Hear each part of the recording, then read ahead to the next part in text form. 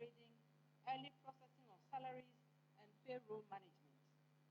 Improving teacher training and professional development through the TTEL, PTPDM, UTDBE, insect management training, learning, corporal maths and science training, ICT training, and so on. We've also enhanced the quality of education through improvement in teacher presence by declaring the zero tolerance for teacher absenteeism. The total staff of GS has increased by 18.2% from 2008 to 2016, and the teaching staff constitutes about 78% of that. Mr. Chairman, measures have been put in place to improve payroll management. Some of the measures include biometric registration of all staff in the education service, electronic pay voucher systems, to validate workers at post before payment, as well as even periodic headcounts of all staff. The introduction of these mechanisms has helped to reduce gross names on our payrolls. A total number of 2,441 names have been deleted from our payroll, and we have another 1,209 being investigated. In order to improve staffing, GES has reviewed staff norms for personnel planning and recruitment. This is being integrated into the HRMIS, being implemented by the Public Services Commission to provide accurate, valid, and reliable data and strengthen controls around entrance, exit, existence, promotion, and is all in the aim of having a more efficient payroll management system. And as I will reiterate, we have no ban on recruitment into education. The exercise has been to mainstream what we were doing and to ensure that we are more accountable to the public whose money we're spending, and to ensure that the results are matching investment. It was also necessary that we streamline even the ways in which we recruit into the system, ensuring that the right people are recruited, they are present in the places of work, and that work is being done. Facilitation of payment of salary arrears has resulted in all deserving teachers and staff required to submit completed payment of salary arrears form with the appropriate attachment to be validated by the audit service. And I'd like to use this medium to thank all those who have cooperated and to call on all directors, regional and district, to cooperate with us and bring us the accurate data. We are happy to pay, why not? But we need the data, because it's public money. Mr. Chairman, on this same topic, I'm happy to know that between 2015 and 16, 36,673 applications have been validated by the audit service, and payment has been effected. And work on the remaining application is ongoing. To prevent and solve the persistent recurrence of salary arrears, a number of measures, including the following, have been admitted. Receipt of financial clearance before any recruitment. Recruitment approval processes have not been assigned to the district and regional directors, but they will have to be validated finally. So please bring us the accurate data. Introduction of online processing of recruitment. Receipt by applicants of letter of employment with specific terms, including date of commencement of work. What we don't want to see anymore is somebody who's worked for 9 months, 2 years, and has not been paid. And going by our streamlined system, we've had over 30,582 teachers promoted between 2012 and 15.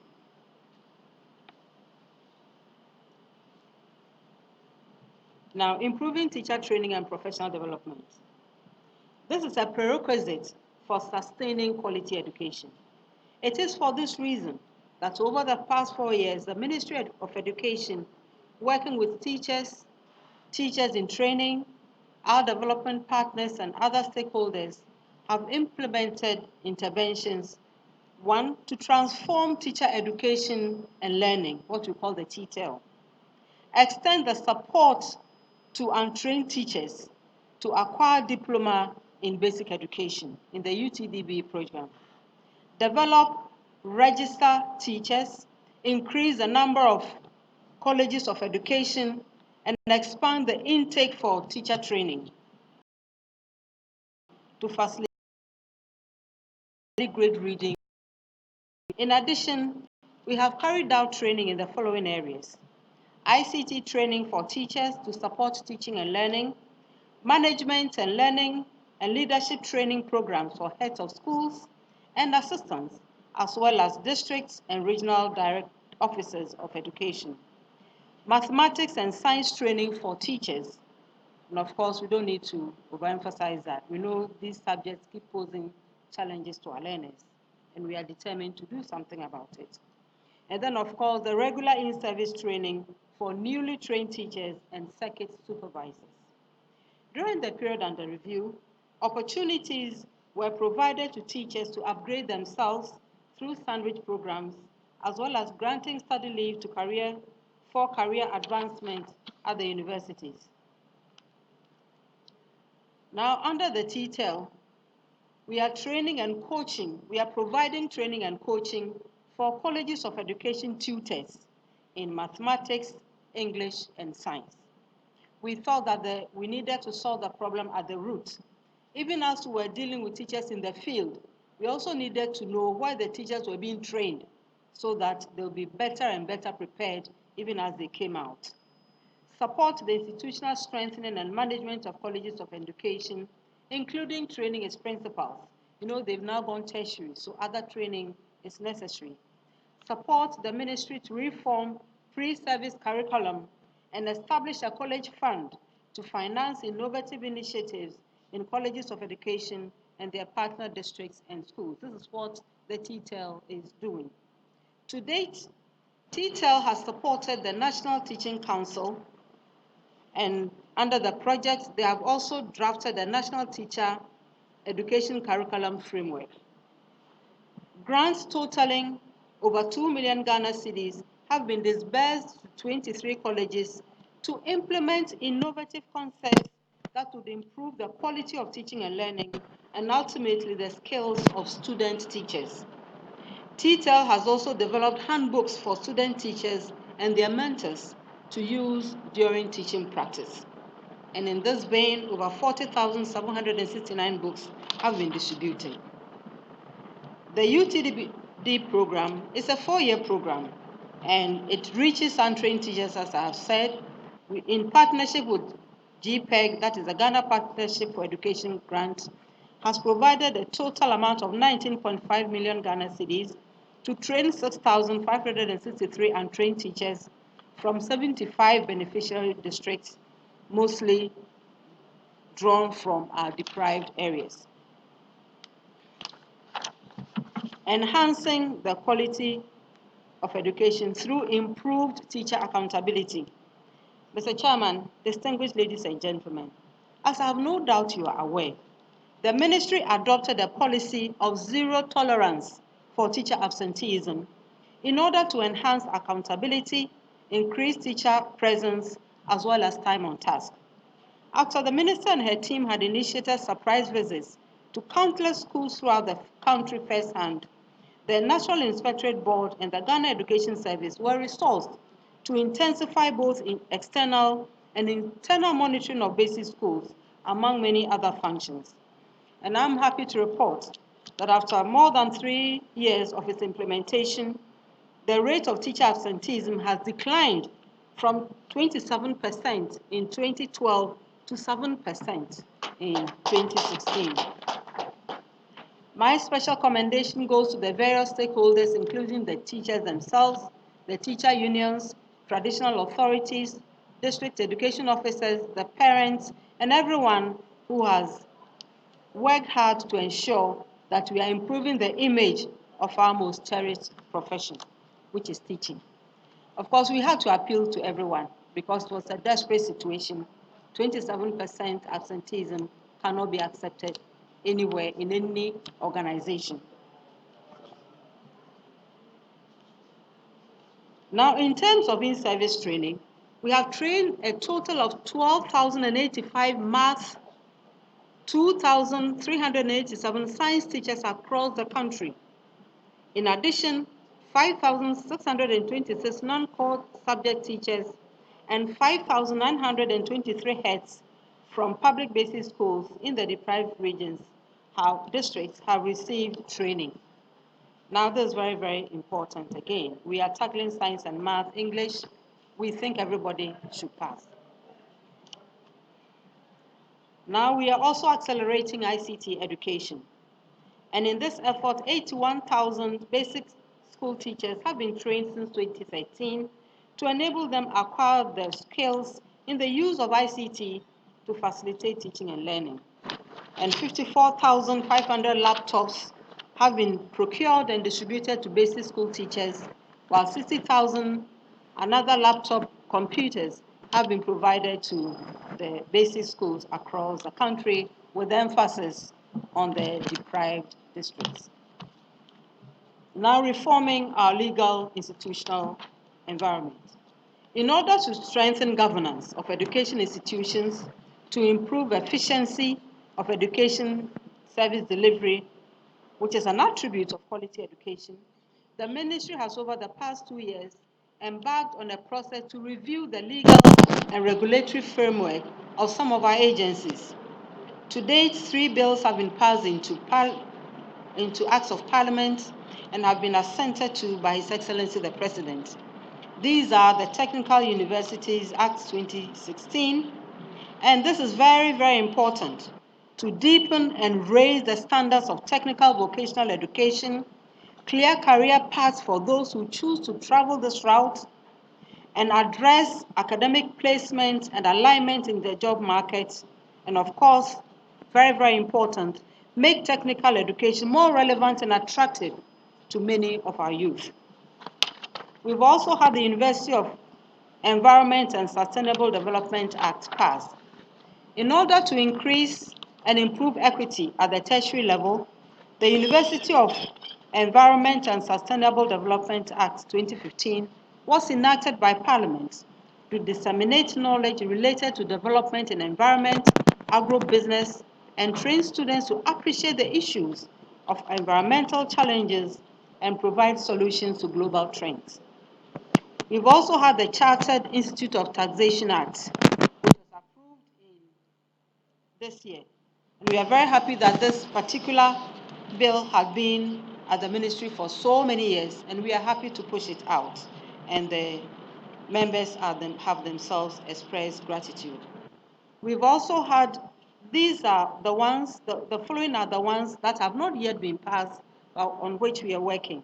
The Tertiary Education Research Bill. The bill will provide more sustainable means of funding research to drive national growth and development. It will support, publicize, and provide funds for research in public tertiary institutions in the first instance. The bill has been approved by Cabinet and is currently before Parliament for consideration. The Chartered Institute of Bankers Bill, which is currently in Parliament, is to ensure that banking and banking services are provided in a manner that is consistent with economic policies. This will help direct, control, manage banking practices, and ensure ethics, as well as support training. The National Accreditation Qualifications Authority Bill will ensure provision of quality, relevant academic and practical disciplines in approved tertiary institutions. The bill will also ensure the development of a qualifications framework for academic and professional qualifications. You will see that CODVET has done that for the VOTEC ones, and it's already available in the exhibition. I believe you've all seen it.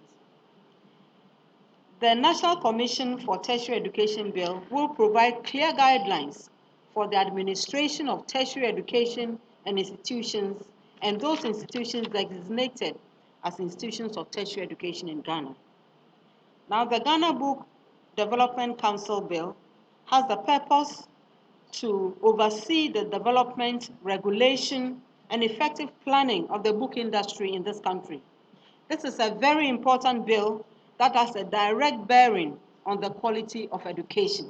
The quality of what our children read has a lot to do with the outcome. And this bill is currently at the Attorney General's Department for advice.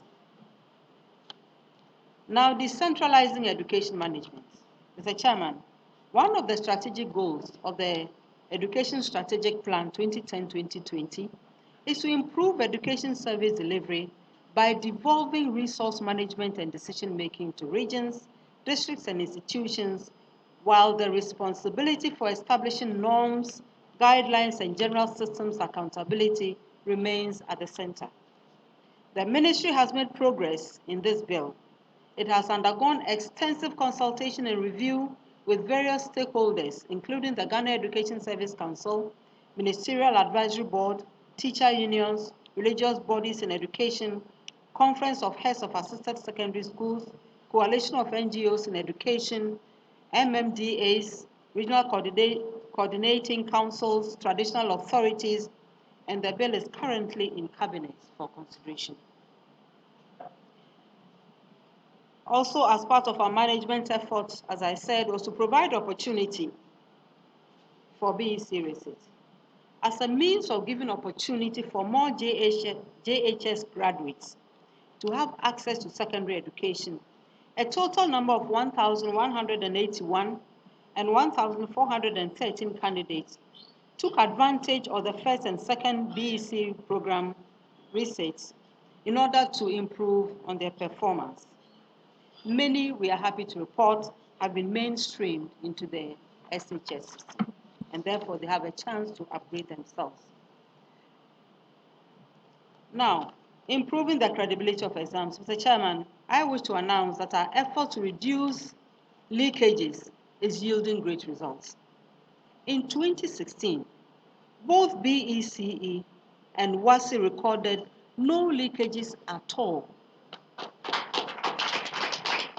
Kudos to WAEC and everybody who worked with us.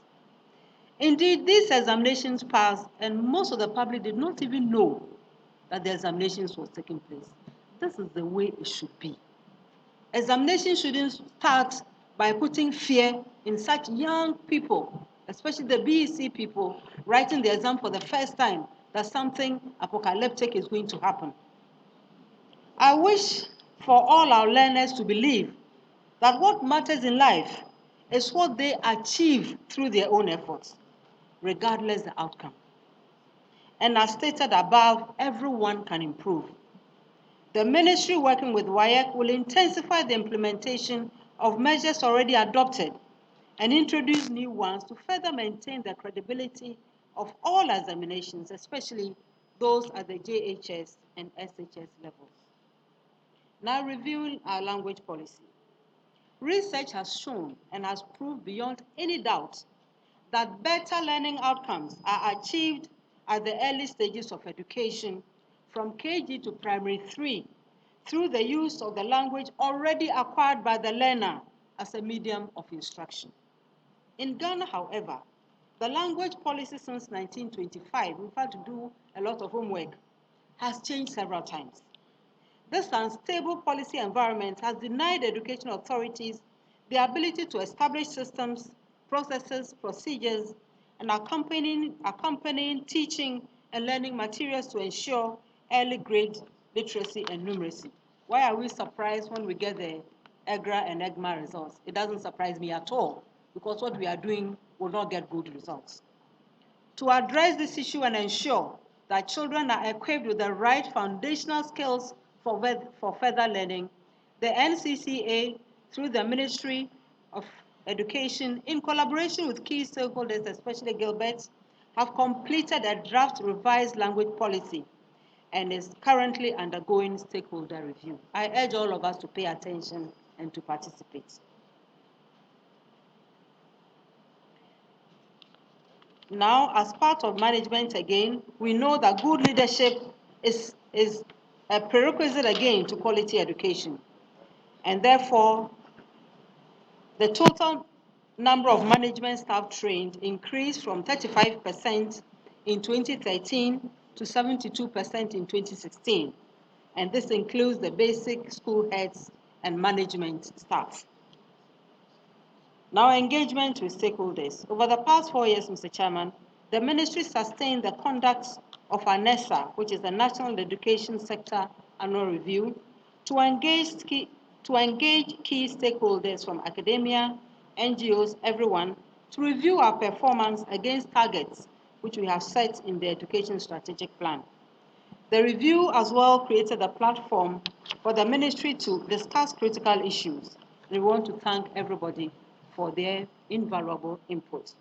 We have also maintained our dialogue with our teacher unions, which we established in 2013, in order for us to talk even before the problems arose, to see what the ministry could do, to see what others were doing, to see how we can speed up the resolution of issues. That has gone very, very well. And again, we want to thank everyone for coming on board. And when I say everyone, I mention controller and accountants, Ministry of Finance, fair wages, labor, everyone who has something to do with our workers so that we can find holistic answers to emerging problems. And then, of course, we also continued our engagement directly with students at the tertiary level through Campus Connect. And the initiative gave the opportunity to students to appreciate policies of government in terms of education, mostly in areas of utility, security on campus, curriculum development, user fee, and so on.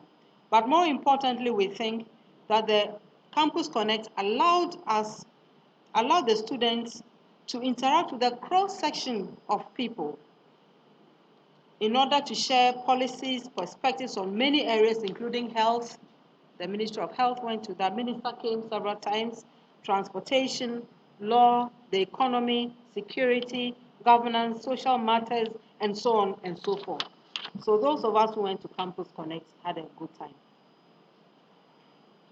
In order to improve accountability and the quality of education delivery in public pre-tertiary schools, especially at the local level, in 2014, the ministry initiated a planned program to hold yearly discussions with MMDCEs. You see, if you read the Local Service Act, you'll see that there's a specific role that the local government is supposed to play in education. So we thought it's about time we sat together and heard each other out. And therefore, engagements were held in 15-16. And the discussions centered on roles and responsibilities of MMDCs, who are chair of the District Education Oversight Committee. And their job is ensuring supervision and monitoring of schools, their jurisdiction at the local level. And we talked about many things, including decentralization, monitoring, and so on. We heard each other, and we strengthened each other's roles, and we think we have created a good relationship going forward. The education program over the past 4 years has focused on improving equitable access to quality, child-friendly, universal basic education, with emphasis on teacher development, social intervention programs, and also the development of teaching and learning materials, especially in early childhood care and development and primary and high school education. And in the early childhood care, we have sought to increase access and improve the quality of teaching by training even more teachers in this area. Remember that this is an area that has been mainstreamed very late. It used to be class 1, but now we have 2 years of KG. We noticed that the number of teachers in this very, very critical area of anybody's life was the lowest. So it was a clear indication that if we didn't do anything about this level, our march towards quality education was going to be very slow, if not, not impossible, but let me say slow. Okay. So government has made progress in the establishment of many more of these. We have allocated resources to the KGs, provided facilities. We've trained more teachers, as I said. We have rehabilitated over 345 of the KG schools. We have constructed 1,347 new ones, and we have provided many, many tables and chairs. And as well, as I said, and I'll keep repeating, we have trained many more teachers. And now, the NCT has supported by establishing special schools in 7 out of the 43 colleges of education. That is at Ola in Cape Coast Presbyterian in Eburi, SDA Asokori, St. Louis in Kumasi, Tamale, Jasikan, and Tumu, where there are specialized courses. But the argument is that this area is so important, we cannot just have a few courses there and then say we are specialists. We need institutions that are wholly dedicated. The 4-5 year psychologists will tell us are absolutely critical. If that is so, it should match with other things that we do in education. And hence, we will, going forward, it's very important that we dedicate entire colleges where those who want to specialize in KG education go and train. We don't want the situation where somebody couldn't teach in class 4, and therefore the headmaster says, if you couldn't teach in class 4, then go. No, the class 4 and KG have nothing in common. Each is a highly specialized area, and our children deserve the best. And so the interventions have also led to very good results. And we've also encouraged the private sector to participate. The gross enrollment ratio has increased from 92.9% in 2008-9 to 123.8%, and we are very happy about this figure. It is instructive to note that whereas in 2008 and 9, 31.1% of the 2,111 teachers in the public KGs were trained, by 2015-16, we have 65.9 of those teachers who are now trained. But we think we should go even higher. And the gender parity has also improved from 0.99 in 2008 and 9 to 1.01 in 2015-16. And this, for those in statistics, I'm sure you can conjecture what really we can do with this figure in education. Now, primary and junior high school education. The focus of government policy in primary and junior education during the period included the removal of financial and physical barriers in order to increase equitable access. Interventions towards raising the quality of education at this level focus on the provision of teaching and learning materials. And we're very happy that whereas in early 2013, we had 3 children to 1 book, by the end of 2014, we had 4 books to 1 child. This is also very important for quality education delivery. And the Ministry of Education continued to expand its social intervention programs by finding ways of bringing out of school children back to school, implementing the GPAS program, building new school infrastructure, rehabilitating old ones, and providing the much needed teaching and learning materials. And so all of these have, to some extent, we think to a large extent, reduced the financial burden on parents, enabling more children to go to school than ever. And some of the key interventions include the following: the capitation grant. During the period under review, we continue to pay grant to all the schools. A total amount of 95.2 million has been released since 2012-13, and currently over 5.5 million pupils in 38,740 basic schools are benefiting from the capitation grant. And the grant has been increased by 100% for 11,650 schools in deprived districts. And these are the schools also benefiting from the Ghana Partnership for Education project, in which case they get additional funding. We don't want the schools in the deprived areas to be further deprived, because we believe that education will do something about moving them out of their deprivation. As a result, the schools received a grant base of 800 Ghana cedis and 1,200 cedis, as well as 1,000 per KG, per primary, and per JHS respectively, child respectively. Government continues to provide subsidy for the conduct of BECE exams. And as at now, we are happy that we don't owe anybody. All our bills have been settled, even though the numbers have been increasing, and we expect that the numbers will increase because if you look at the statistics and you look at the curve of our population and you look at the demography, that also gives you ideas on what we should be doing in education, even though this may have been done by the statistics department. So really we work very closely with them, and we are good friends. Also, the provision of school uniforms, we've had some 787,485 distributed so far between 13 and 16. 40,000 school sandals have been provided between 15 and 16. In terms of exercise books, we've had 46,958,160 provided between 13 and 16.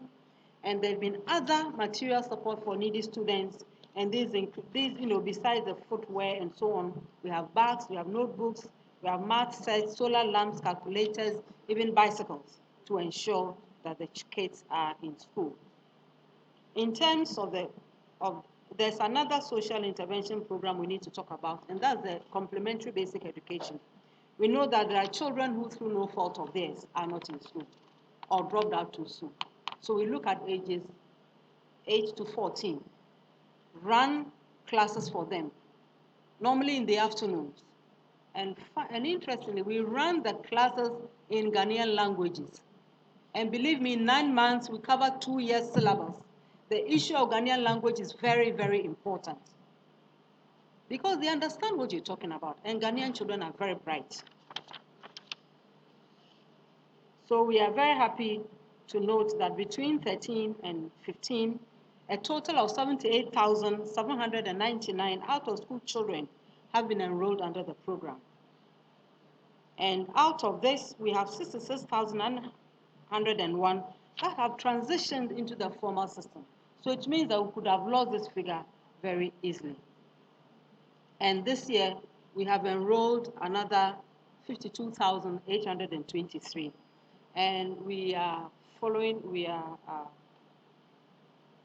going to do a tracking study to see all these kids that we mainstream. Where are they? Are they surviving? Are they dropping out again? And so on and so forth. And the third intervention is the Girls Pass program. And this is a program that enables girls significantly at risk of dropping out of school to attend, to remain, and complete at least junior high school. And the program has provided a package of school items in many, many forms, including supplementary readers, registration fees. For those kids, we don't even ask their parents to come and provide the 15%. We absorb it just to ensure that there's no reason why they are not in school. And as a result of this intervention, and of course of others as well, the current transition rate from JHS3 to SHS in the deprived district is 78%, compared to even the national average of 69%. So the interventions are working. In terms of infrastructure, which is what attracts our attention a lot, we have been able to remove a total of 2,031 out of the 2,936 of schools under trees, and many, of course, have been handed over, and the situation is improving slowly. But one of the things we need to do going forward is to ensure that we are coming out with very clear guidelines about establishing schools. Is it acceptable that I can get a couple of bamboo sticks and palm fronds and say I have a school? No. We need to know where they are. Ministry of Health must have a say in it. Environment must have a say in it. We need to protect those children. Who is setting up these schools where and why? So we need to do that. But in response to all of that, since 2013, we have been able to complete the following projects: 1,129 classroom blocks, 739 sanitary blocks, 73 teacher accommodation blocks, 472 urinals, 622 schools have been rehabilitated, and over 80 boreholes also being sunk. In order to eliminate the shift system, we've had 353 unit classroom blocks for primary schools constructed, 162 3-unit classroom blocks for JHS. The first is for primary. 20 3-story, 18-unit classroom blocks with library and other facilities, which we call the Millennium Schools. And I want to acknowledge Mr. Mayor of Accra and his team for the fine initiative. I believe you've seen some of the schools. You should go inside too and look at what is there. And again, we've distributed in the hundreds tables and chairs that we continuously give. And recently, we have put minimum of 2,000 tables and chairs in each region so that the regional directors will respond immediately to emergency requests. And I remember the last time we went somewhere where names withheld, and we saw the furniture in the sun. Please, that's not how we want you to keep them. Keep them in the stores, take good care of them, and when any district comes to your office with requests for furniture, quickly supply and then let us know so that you have a backup of supply. We don't want the whole national debate on one school that doesn't have chairs. In spite of all the efforts being made to provide quality infrastructural facilities at the basic level, we admit that there still remain classroom structures that require renovation, and we are working tirelessly to improve the situation. Now, in terms of quality, the intangibles, we are also providing school supplies, initiating projects to improve reading, training, professional development of teachers already discussed, and then also the implementation of the language policy that we think is very, very important. During the period under review, the following school supplies were provided: 472,800 teacher notebooks, 653,700 class attendance registers, 4,994,328 boxes of white chalk, and 180,000 boxes of colored chalk. In addition, the following materials have also been provided: 12.8 million core textbooks have been procured and distributed to public basic schools, and 2.5 million dictionaries have been procured and distributed to public schools. The dictionaries are very, very good indicators of quality. Look, we've all used them, so we don't need to go into the details. But we also know that under other projects, especially the GPEG, we've been able to provide 11,650 schools with many things, including the teachers' notebooks, the maps, the guides, and so on and so forth. Now, the primary school performance statistics.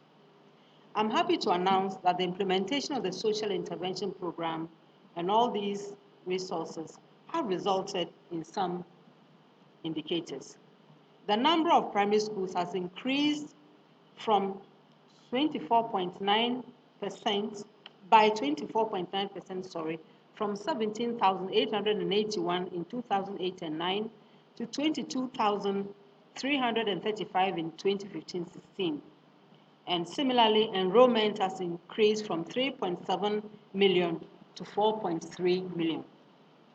The number of teachers has also increased from 2008 and 9, 111,421 to 142,520 in 15-16, while the percentage of trained teachers, that's a high marker of quality education, has significantly increased from 54.8 to 78% in the same period.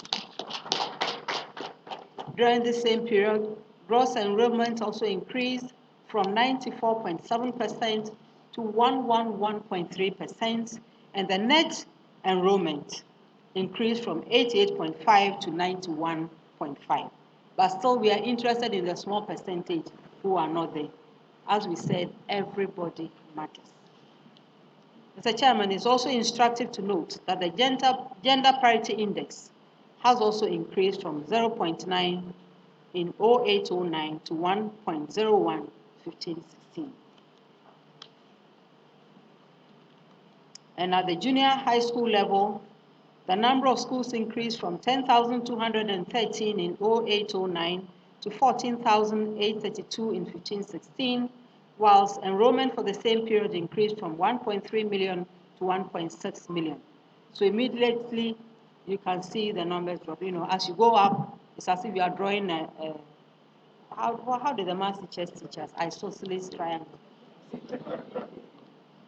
Similarly, the number of teachers engaged at the JHS level increased from 75,409 in 0809 to 107,099 in 1516, while the percentage of trained teachers in public junior high schools for the same period increased from 76.7% to 89.6%.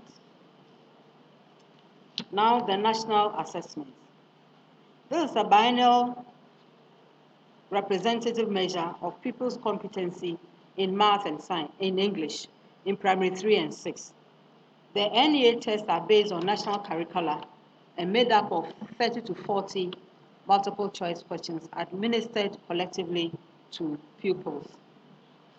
Over the period between 2005 and 16, we have seen an improvement in proficiency levels in both numeracy and literacy. At primary 6, overall distribution of pupils reaching proficiency, that is, obtaining a score of 55% and above in math at P6, improved from 9.8% in 2005 to 25 in 2016. Colleagues, the only solution to this is to take the language policy seriously. I've already expressed my misgivings about this, and I'm not going to raise it here, maybe at another time. Because I don't think that when you test anybody in something he doesn't know, then you want to see good results. That's not what education is about. Even though we see improvement, we think we can do much better than what we are doing. Now let me move on to second cycle education. You are not tired, are you? Mr. Chairman, under the second cycle education, government committed to expand equitable access to quality secondary education and make it progressively free through the following interventions. Expand the capacity of secondary education through the construction of community day schools with a focus on underserved communities. Expand the existing secondary schools to increase access. So whilst we are constructing new ones, we were mindful that there were existing ones in dire straits. Reduce the cost of burden to parents and strengthen the computerized selection and placement system. We are almost at the end and there's been no fight. Things can work. Mr. Chairman, I'm proud to report that with the active collaboration of all stakeholders, the Community Day School project has made significant progress. Out of the 123 under construction, the first batch of 42 is ready to admit SHS students for the 16-17 academic year. And we are happy that we even went ahead of schedule. With improvement in school management, reduction in teacher absenteeism, increase in provision of teaching and learning materials, upgrading of untrained teachers, review of syllabi, review of the language policy, advancement of TTEL, admission of candidates who are desirable to become teachers, and the determination of students themselves to succeed, and as well as the right active participation, we will work assiduously towards raising the quality of education in this country. The ministry will support from local governments, dormitories, and other facilities in existing schools.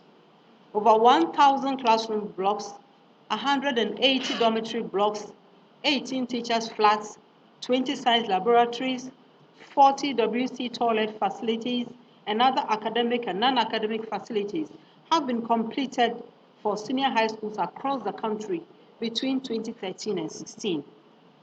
And under the Secondary Education Improvement Project, we selected another 50 schools for expansion. These are the schools that may not have had a science lab, so definitely you shouldn't be surprised about the results coming out, or they don't have a library, or whatever it was that they should have had that they didn't have. We also have another It's all 125. So we also have another 75 that we will call in the quality improvements. They may have a room called the lab, but you need to go there to see that this is not well equipped. Or they may have a library, it may not be well equipped, and so on and so forth. So it's mostly about equipment provision and retraining of the teachers, and especially the lab assistants, so that they're able to set up the experiment well for the science teachers to deliver their work as well as they should. And of course, we also know that we have a number of uncompleted projects, and that these have brought congestion to some of our schools, and we are working to address the situation. Now, in order to remove cost barriers, the ministry commenced implementation of the progressively free secondary education program to make this education free through gradual absorption of the fees paid by students. Now, 12 fee items amounting to 162 Ghana cedis per year was absorbed for 320,488 day students in the 15-16 academic year. And these include examination, library, exercise dues, entertainment, levy, utilities,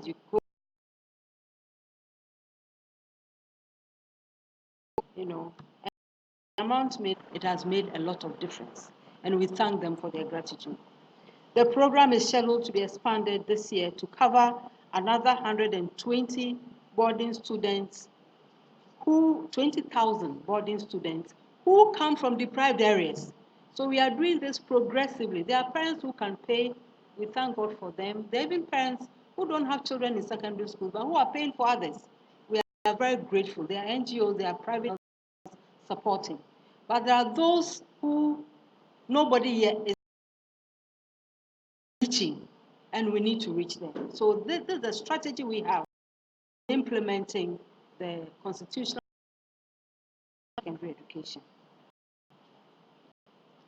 Therefore, it is estimated that an amount of 85,318,200 Ghana cedis will be paid to support 458,700 students in this academic year. All community-day schools are currently beneficiaries under the program. To reduce costs and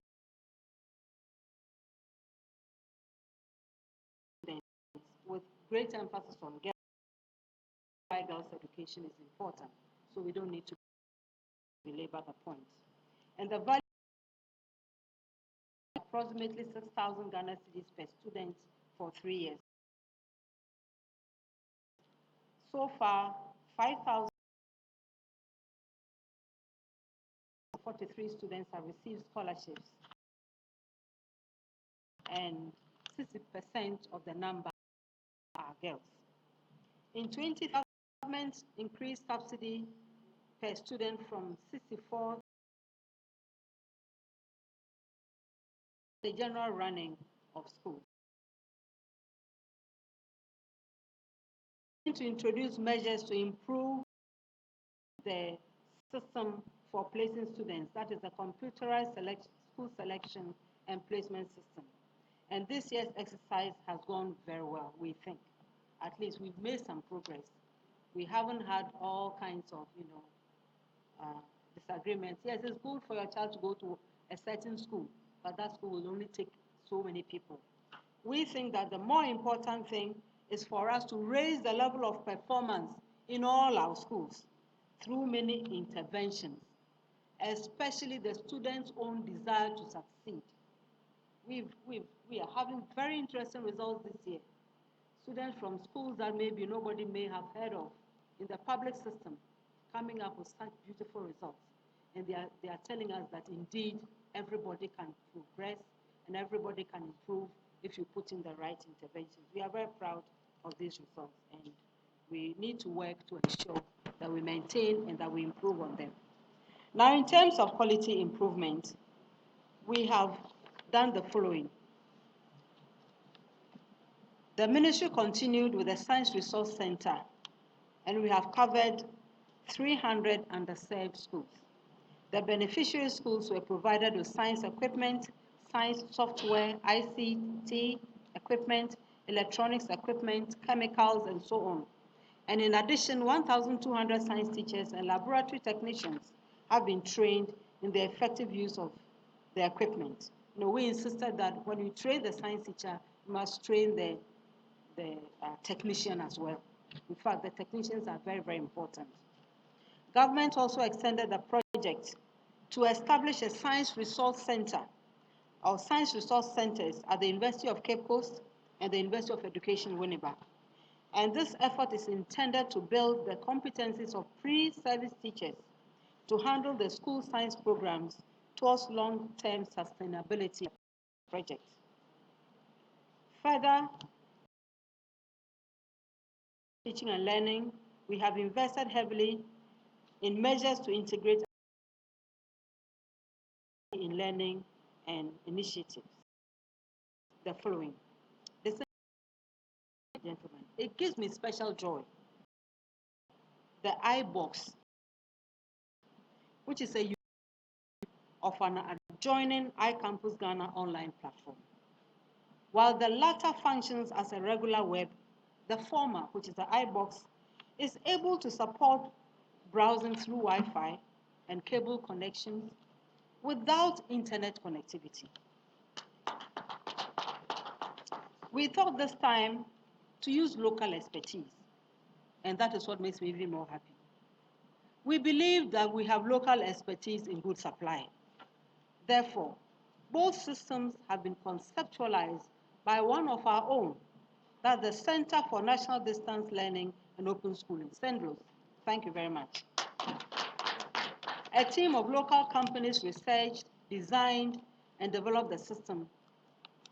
In order to actualize our faith, government has procured 160 of the boxes, which is an ICT package containing lesson text, video, interactive exercises, interactive practical lessons, additional material for distribution to 125 schools whose performance is not so good, but which we think can be improved.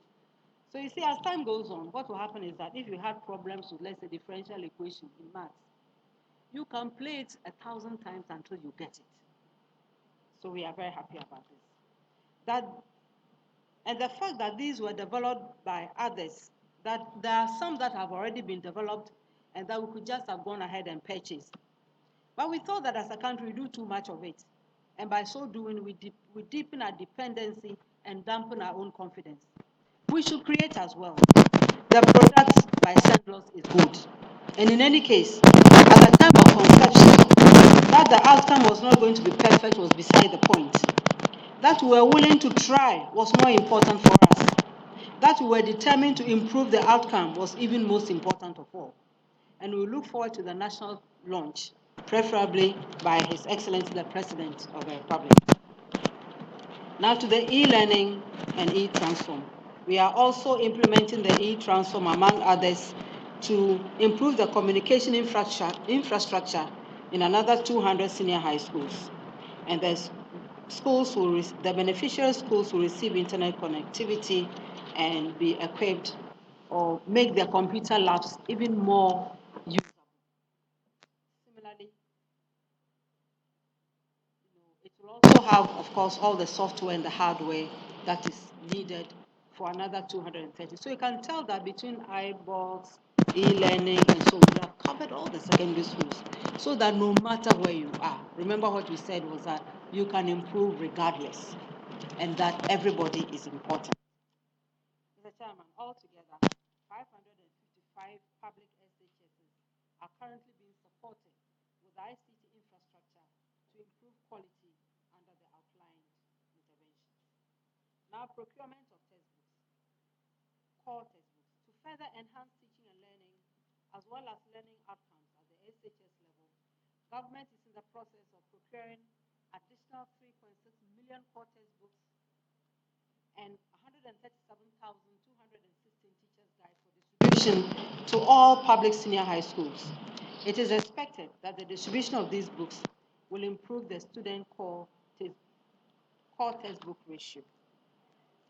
Now, the ministry has currently prioritized the teaching of science and math as a means to reverse the historical trend of poor performance in these subjects.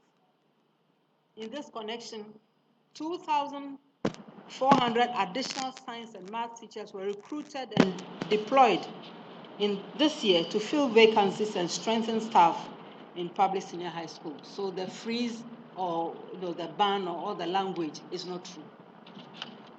Otherwise, we would not have it at all. And of course, if you visit the Codver stand, you'll see technical education, which is development as a. We also have the NAP, which provides skills to Ghanaian youth between 16 and 24. Under the NAP, that's the National Apprenticeship Program, beneficiary youth are attached to master craftspersons to undergo apprenticeship. The trainees are also provided with the necessary tools and equipment to facilitate their training.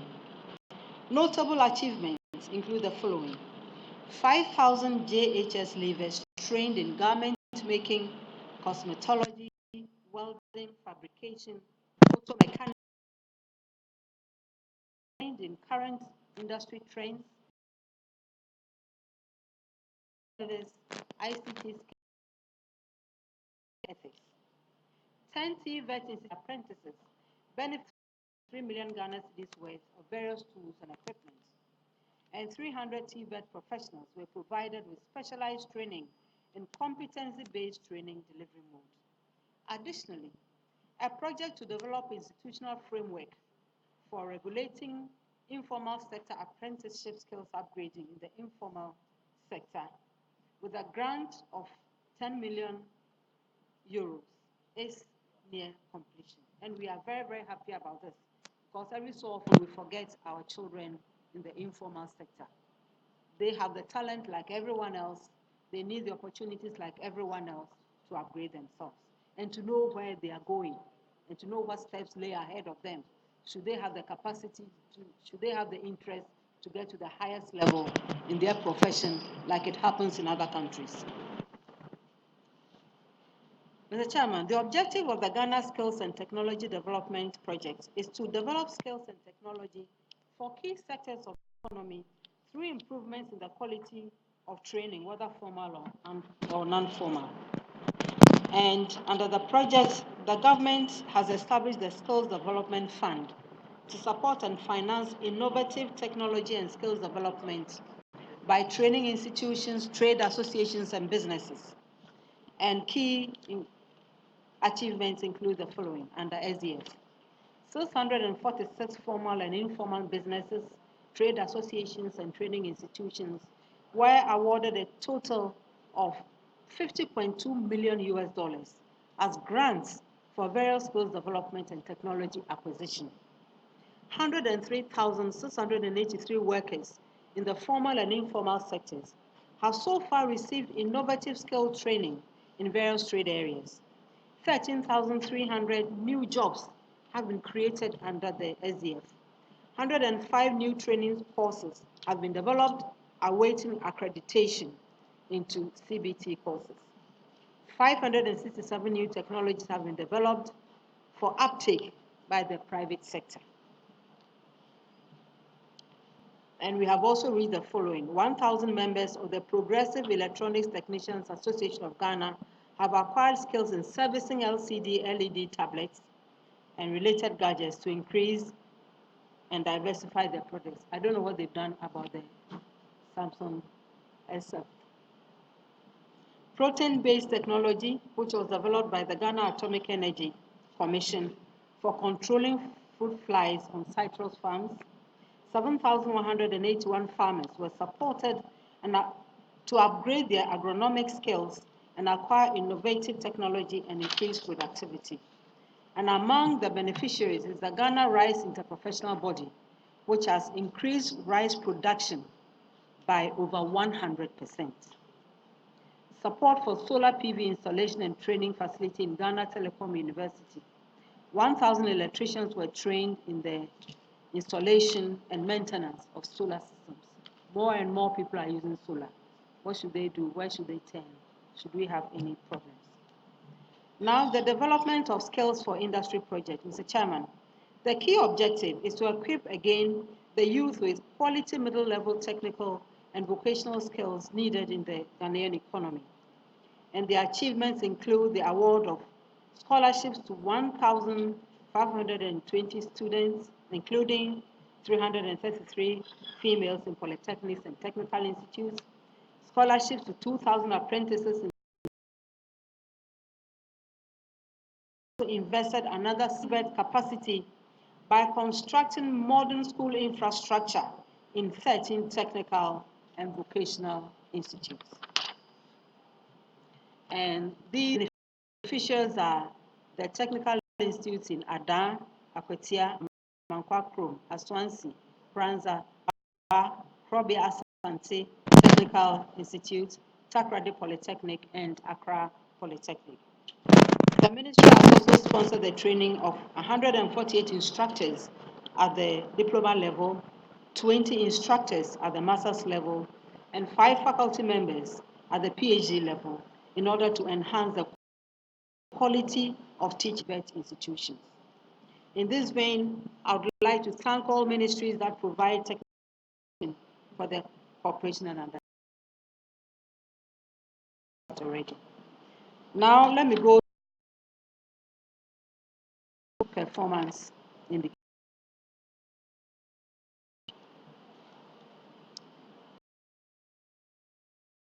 The number of schools has increased from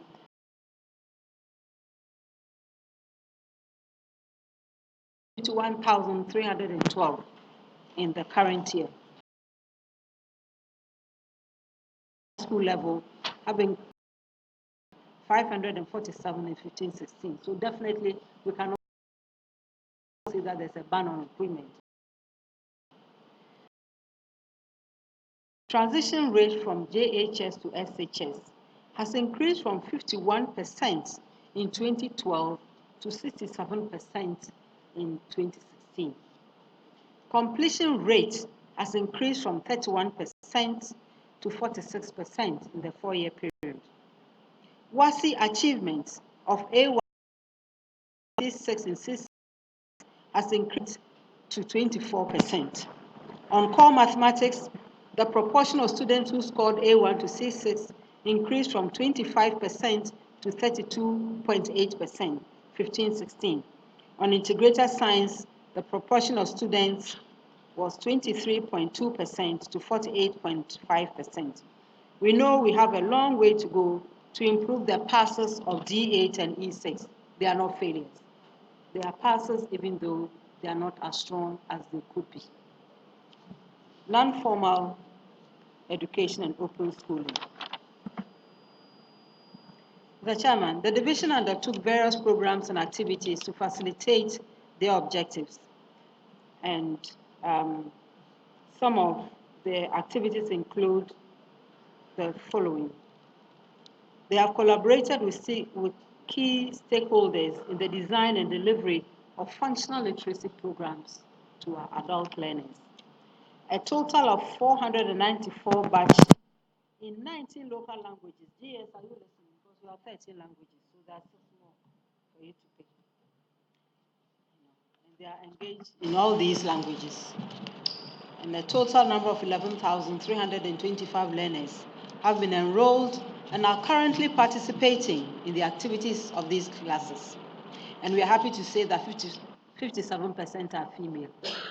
We can always learn. Enrollment into the 21-month English language class for batch 5 currently stands at 17,647.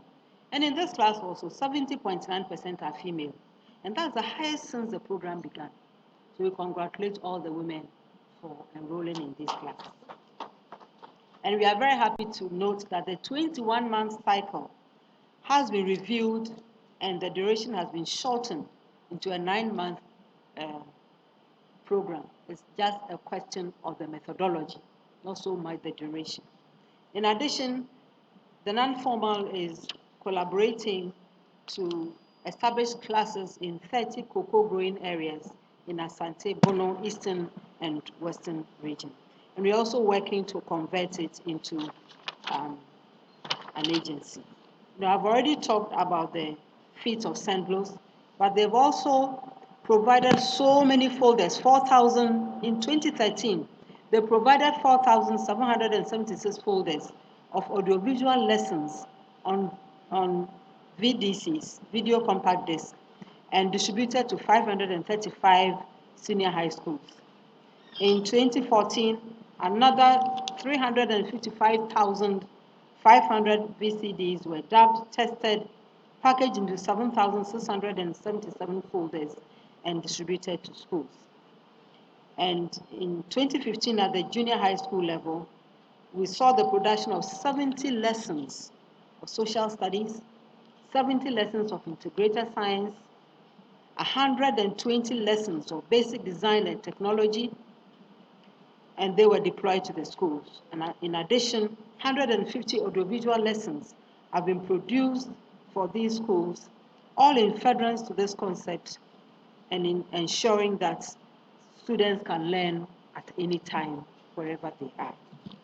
Over the period, a number of development programs have been carried out to guarantee the sustainability of the e-learning platforms. And as such, we have trained 36 teachers and IT engineers in e-content development. 73, the development of e-content programs. Significant review. So we have science and social studies.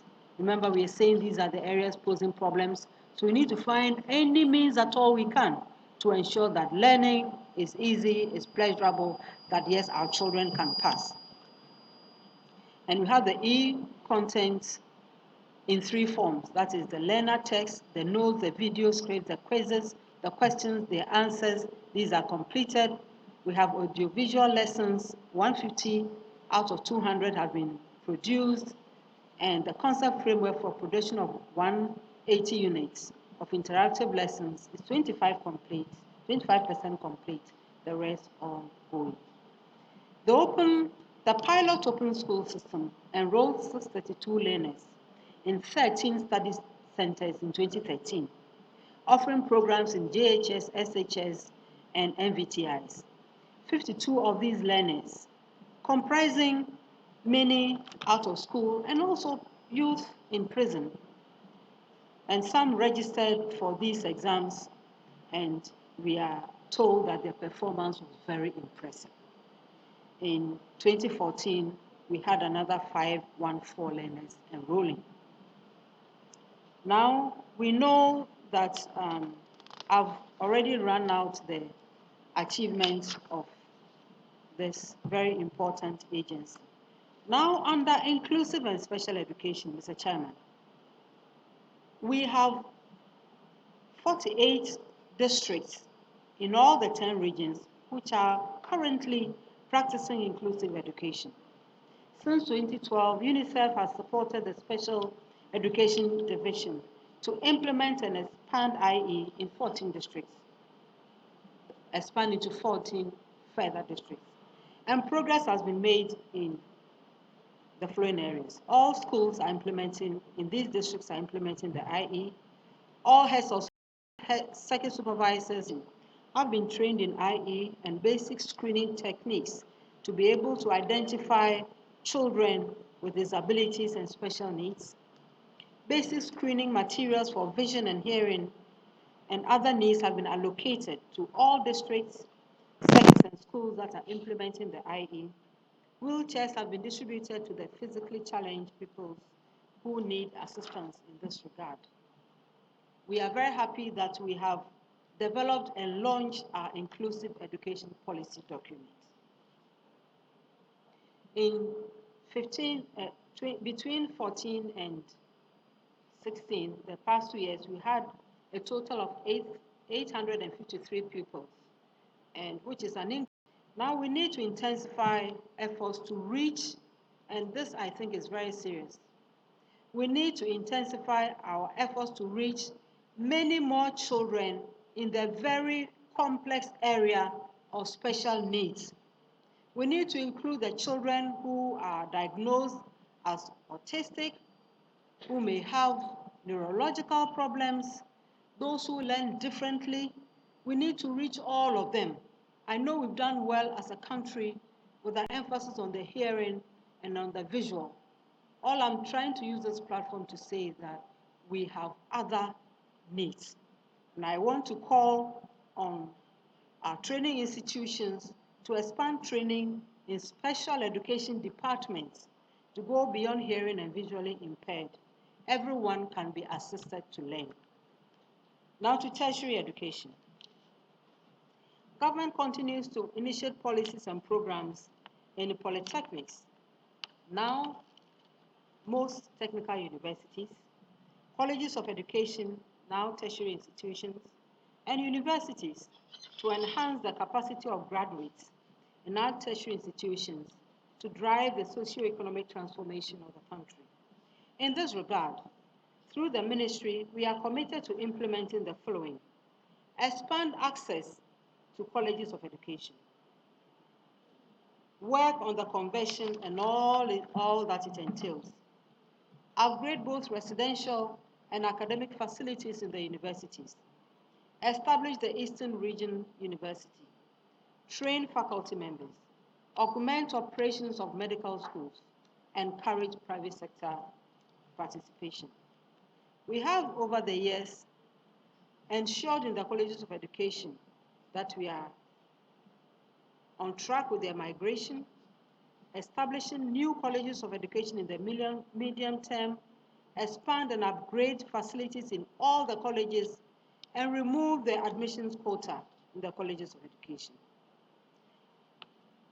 In collaboration with NCT, Mr. Chairman, distinguished ladies and gentlemen, we have developed a harmonized scheme of service and conditions of service for staff after the passage of the Colleges of Education Act in 2012 for the colleges of education to transit into tertiary institutions.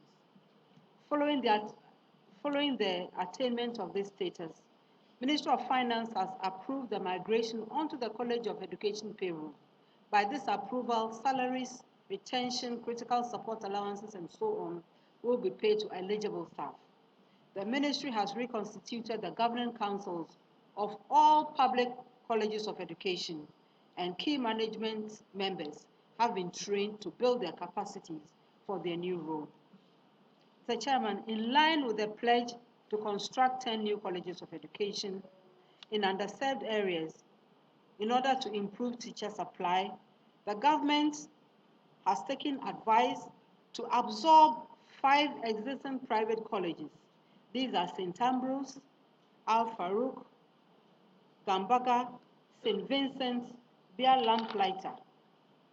Therefore, on each of these campuses, contracts have been awarded for the following: construction of lecture theaters, laboratories, construction of hostel blocks, construction of multi-purpose halls, construction of model schools, school blocks, and this will even put them ahead of the other colleges of education, and construction of, teachers' flats and bungalows, and construction of administration buildings.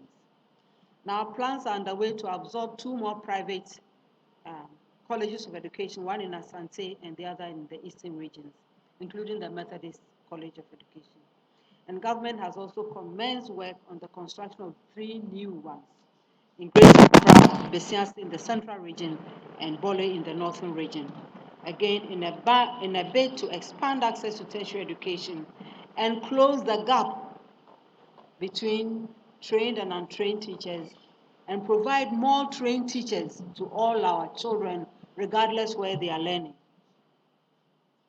Now, we are also expanding.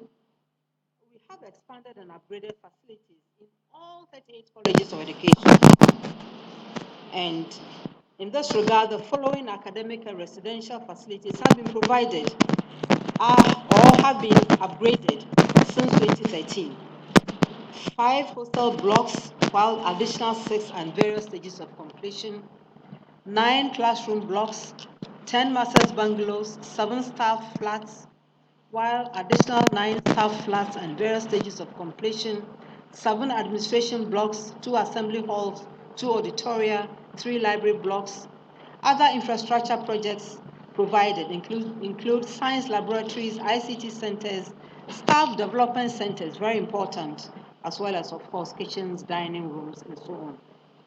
Mr. Chairman, I resolve to increase admissions of teacher trainees into colleges of education and reverse the trend of high percentages of untrained teachers in the Ghana Education Service, which is detrimental to quality education delivery, has led to government implementing a number of interventions, notable among them being the removal of the admissions quota system by replacing the teacher allowances with student loans. The removal of the quota system has resulted in an increase of over 60%. What it means is that we would have had this huge number of useful people who are neither at work nor in training. We didn't think that was speaking well of a government that cares for the youth. Conversion of polytechnics into technical universities. Mr. Chair, the President, His Excellency John Dramani Mahama, in his 2013 State of the Nation address, announced a program for the conversion of polytechnics into technical universities.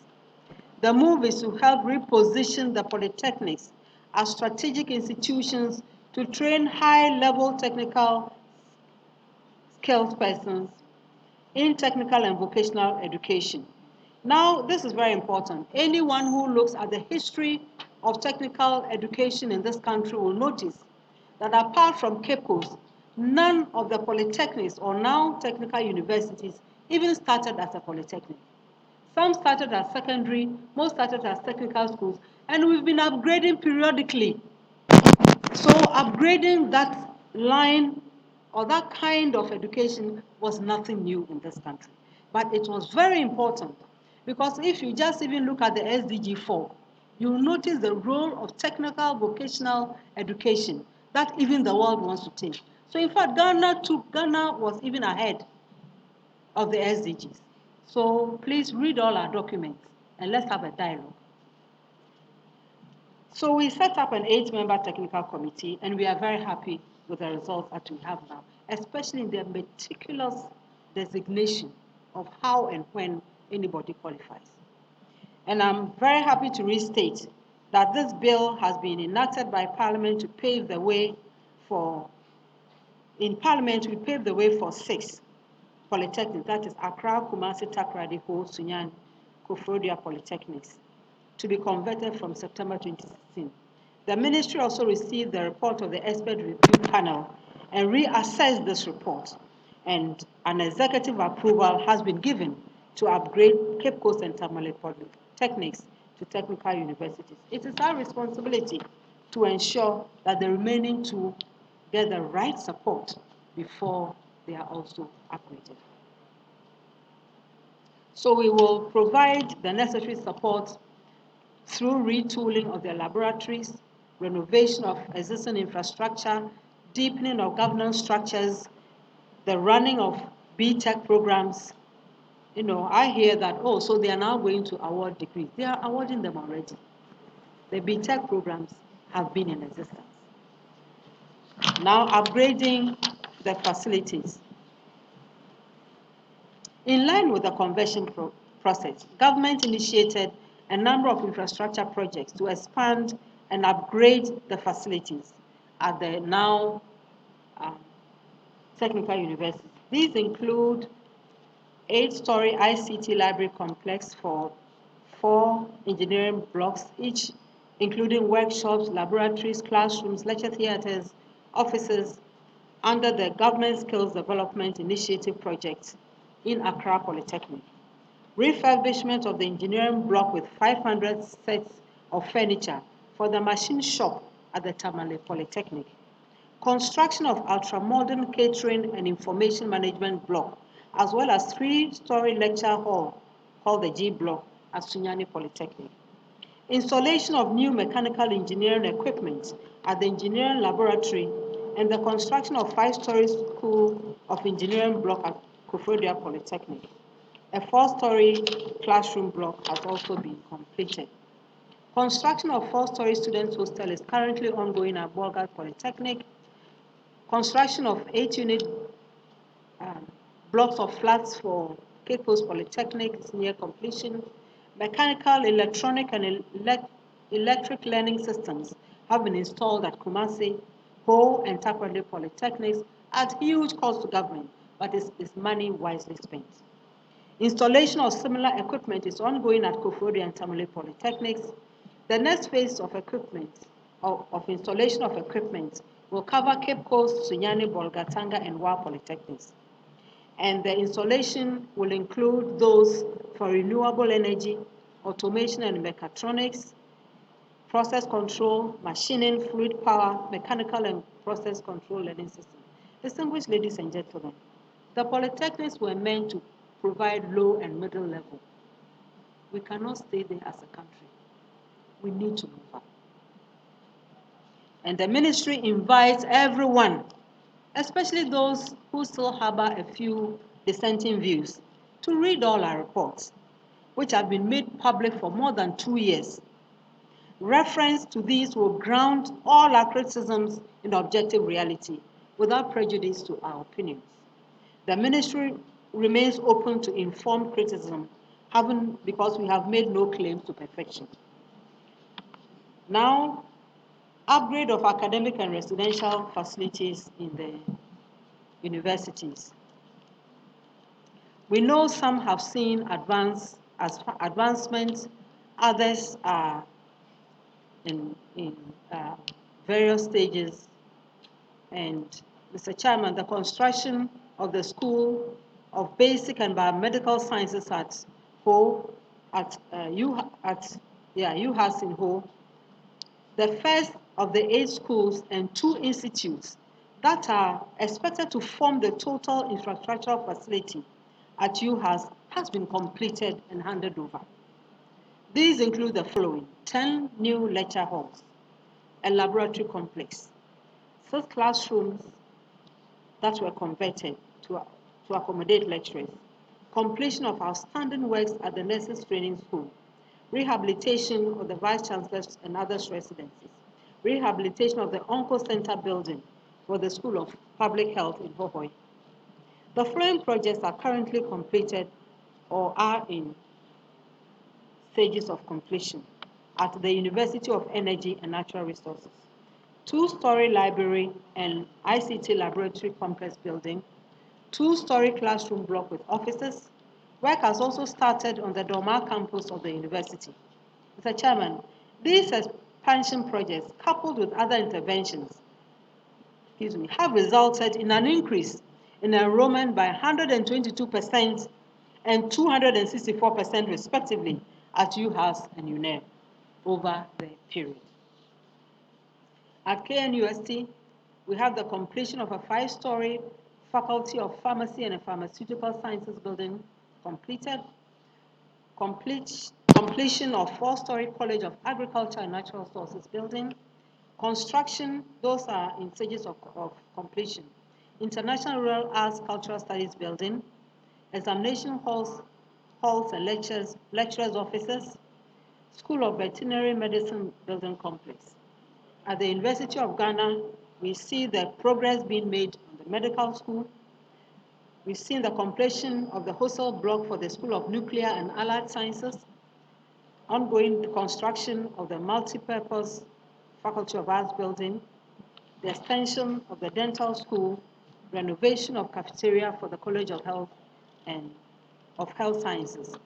At UCC, near completion, construction of the new Central Administration block, construction of library and laboratory blocks for the School of Medical Sciences, also the administration block, construction of School of Business building complex that has stalled for too long, construction of School of Agriculture building, and construction of Student Union building. We need to pay attention to this.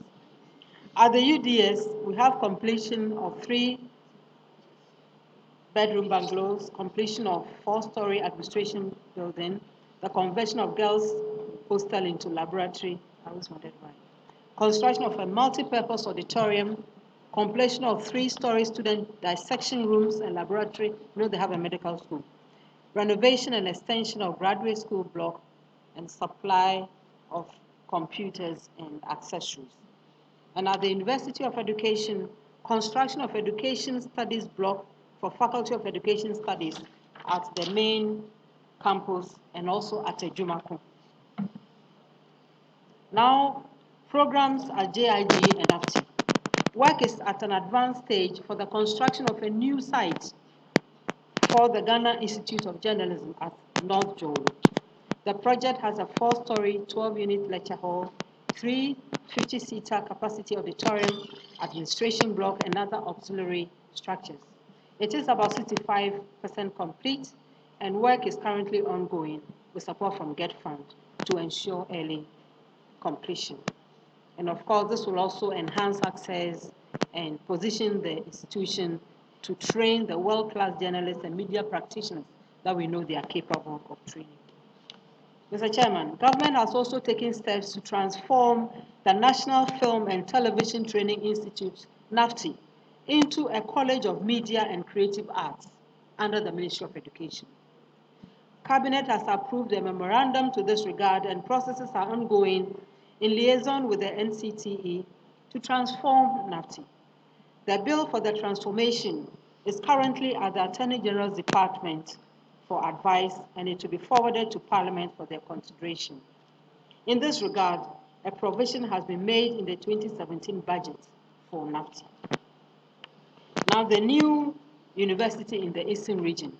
In line with government's vision of providing a public university campus in every region of our country, a presidential task force was constituted to develop a roadmap for the establishment of the University of Environment and Sustainable Development in the Eastern region.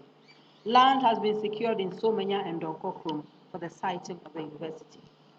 The bill has been enacted, and government is vigorously pursuing funding options to very soon begin the construction of key facilities. Now, the student loan.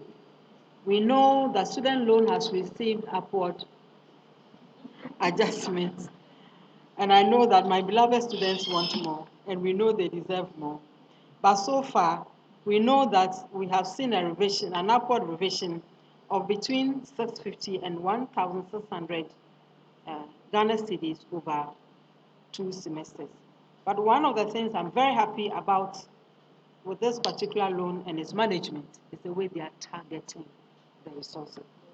Gone were the days where everybody got the same, and we all know what happened. But we knew then and we know now that there were students who needed 3 times or 4 times that amount, and there were those who may not even have needed the money at all. I can tell from the smiles on your faces that you know what I'm talking about. So the new minimum amount is 1,000 and 2,000 respectively. So at least we've gone up a little bit, and it takes effect from this academic year. Now, the Student Loan Plus has been designed to cater for students who gain admission but are financially handicapped even to pay the admission fee. So this has been designed to ensure that they can at least pay their admission fee and get in. The old system was that you need to register before you access it. But again, management, thank you very much. That's excellent work done to reach students who are in serious need and who may even miss the opportunity because they couldn't take the first step. Now, government continues to see universities as engines for social change and access to prosperity. The need for highly trained and skillful graduates is dependent on the quality of teaching. This and research, of course, and this informed the government's decision to make allocation from the GET Fund for the training of faculty members in order to enhance and elevate their professional abilities in their field of work. Over the past 4 years, government has provided a total amount of 25.5 million Ghana cedis in the GET Fund formula for faculty development and research for faculty members from all public universities. And government, of course, believes that education is a shared responsibility and encourages private participation as is guaranteed in our Constitution. Government extends tax exemptions for educational materials.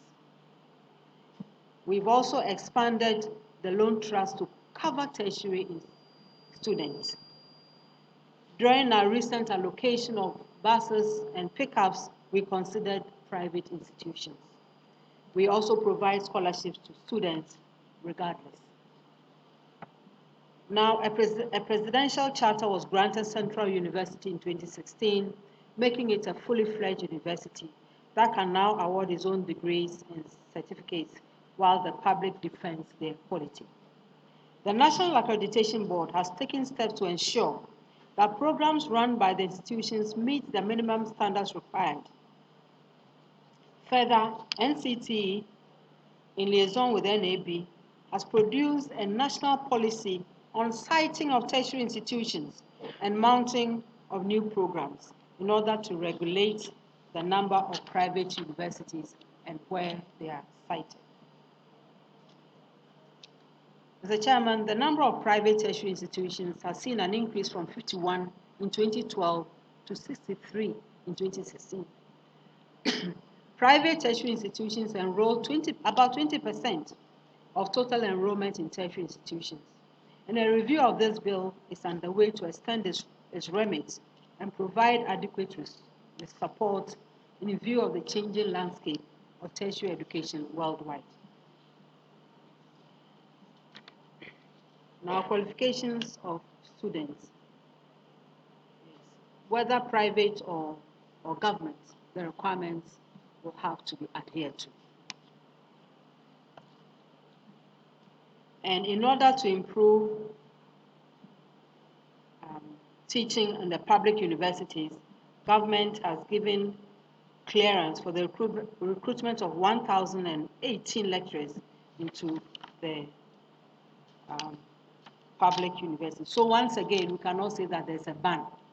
It is not a ban. What happened was that we needed to find a way to get a more predictable way of determining the numbers, because this also has implications for our budgeting.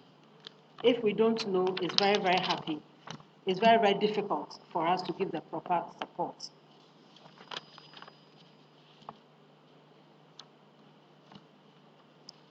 Now, okay. So again and again, please, there's no ban on recruitment into education. It's education and health that got a special dispensation to recruit. Yes, you can take it away.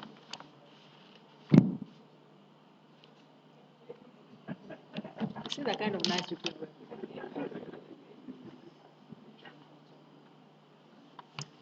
Okay.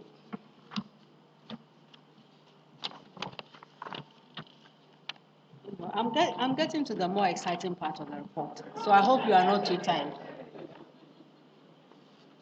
It means you feel I've talked too much. Don't worry. I'll end soon, but you give me a little bit of time to talk myself. Okay. We know that enrollment has gone up in the polytechnics. They've gone up everywhere. We have a youthful population. We have a population that wants to learn, and we think that's one of our assets in this country. And we've also seen that the percentage of students offering science is gradually but surely increasing. And the percentage, in the ministry, all disciplines are important. Okay. But, Mr. Chairman, before I bring my address to a close, please allow me to share some of our significant achievements. In 2015, Ghana was selected through the UN, along with China and Mongolia, to launch the UNESCO Global Monitoring Report on Education at the UN headquarters in New York. The honor came as a result of significant strides that Ghana had made in the MDGs. This is global acknowledgement of advancement of education by Ghana. We knew that this kind of global attention had also put a spotlight on us regarding the SDGs. because at the time they were then being formulated in the final stages. We are happy to announce that, yes, we were invited to be part of the concept, we played our role, and are happy to inform you that even at the ministry, we have our agenda towards 2030 all laid out. We are happy to have influenced the world to adopt and sustain a holistic view of education, both vertically and horizontally. Mr. Chairman, the performance of the basic schools in the BEC is improving. In 2016, in the 2016 Presidential Awards, which are normally presented to 20 best students by His Excellency the President, 13 of the award winners came from public basic schools in this country. This had never happened. I also want to put on record that we recorded the best basic education certificate examination BEC results ever in this year. In 2014, 11 students got a raw score of 500 and above, the highest being 507. In 2015, 2 candidates had 500 or more, the highest being 504. This year, 3,994 candidates obtained raw scores of 500 and more, the highest being 564. This is the highest ever in the history of BC in this country. And this comes at the heels of no exam leakages. Yes, our children can, and our children will do well. It is very important here for us to acknowledge everybody, the children themselves, their teachers, their parents, the community, all those who spoke positively about education. That is what gives our children confidence. When we go public telling them they are no good, they will become no good. And when they don't end up in your home, they'll end up in mine. So we all need to sit up. Mr. Chairman, the WASI Excellence Awards saw Ghana shining again. The eligibility criteria was the students to obtain a minimum of straight A's in one setting. So all those non-deaf people, they don't qualify. In 2007, we were happy to pick the 3rd prize. After all, we are not the only country that writes BC. That writes WASI. In 2008 and 2009, Ghanaian students did very, very well from various places. It must be noted that in 2010, Ghana did not take part in the WASI. In 2011, Ghana collected the 1st and 2nd prize. Notably, but from 2012 till date, Ghana has collected all the top 3 prizes. Our children deserve our congratulations and a more positive attitude from us in education. Now, last year's result was particularly interesting because the candidates who emerged the winners of the May-June 2015 WASI, 1st prize, Jessica Kwe, are you listening? 2nd prize, Ruth Awaji. 3rd prize, Daniel Amumensa. They all came from one school in this country. Wesley Girls. You won't clap for them.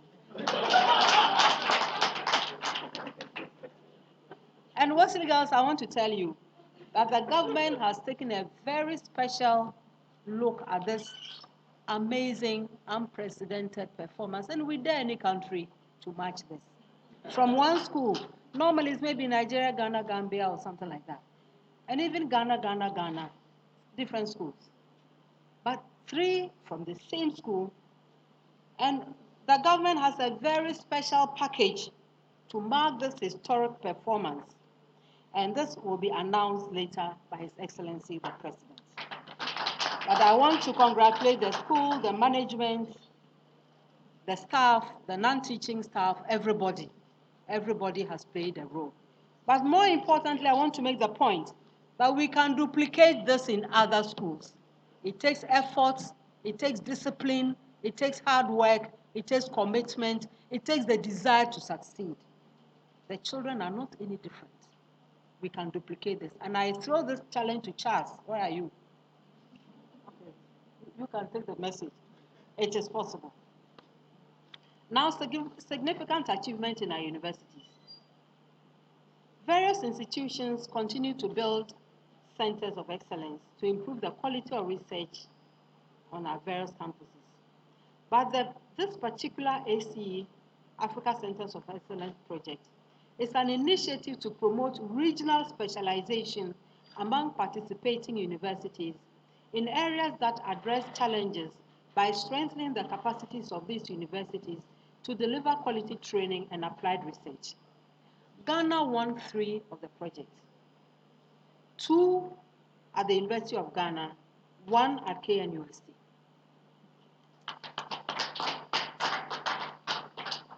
Better.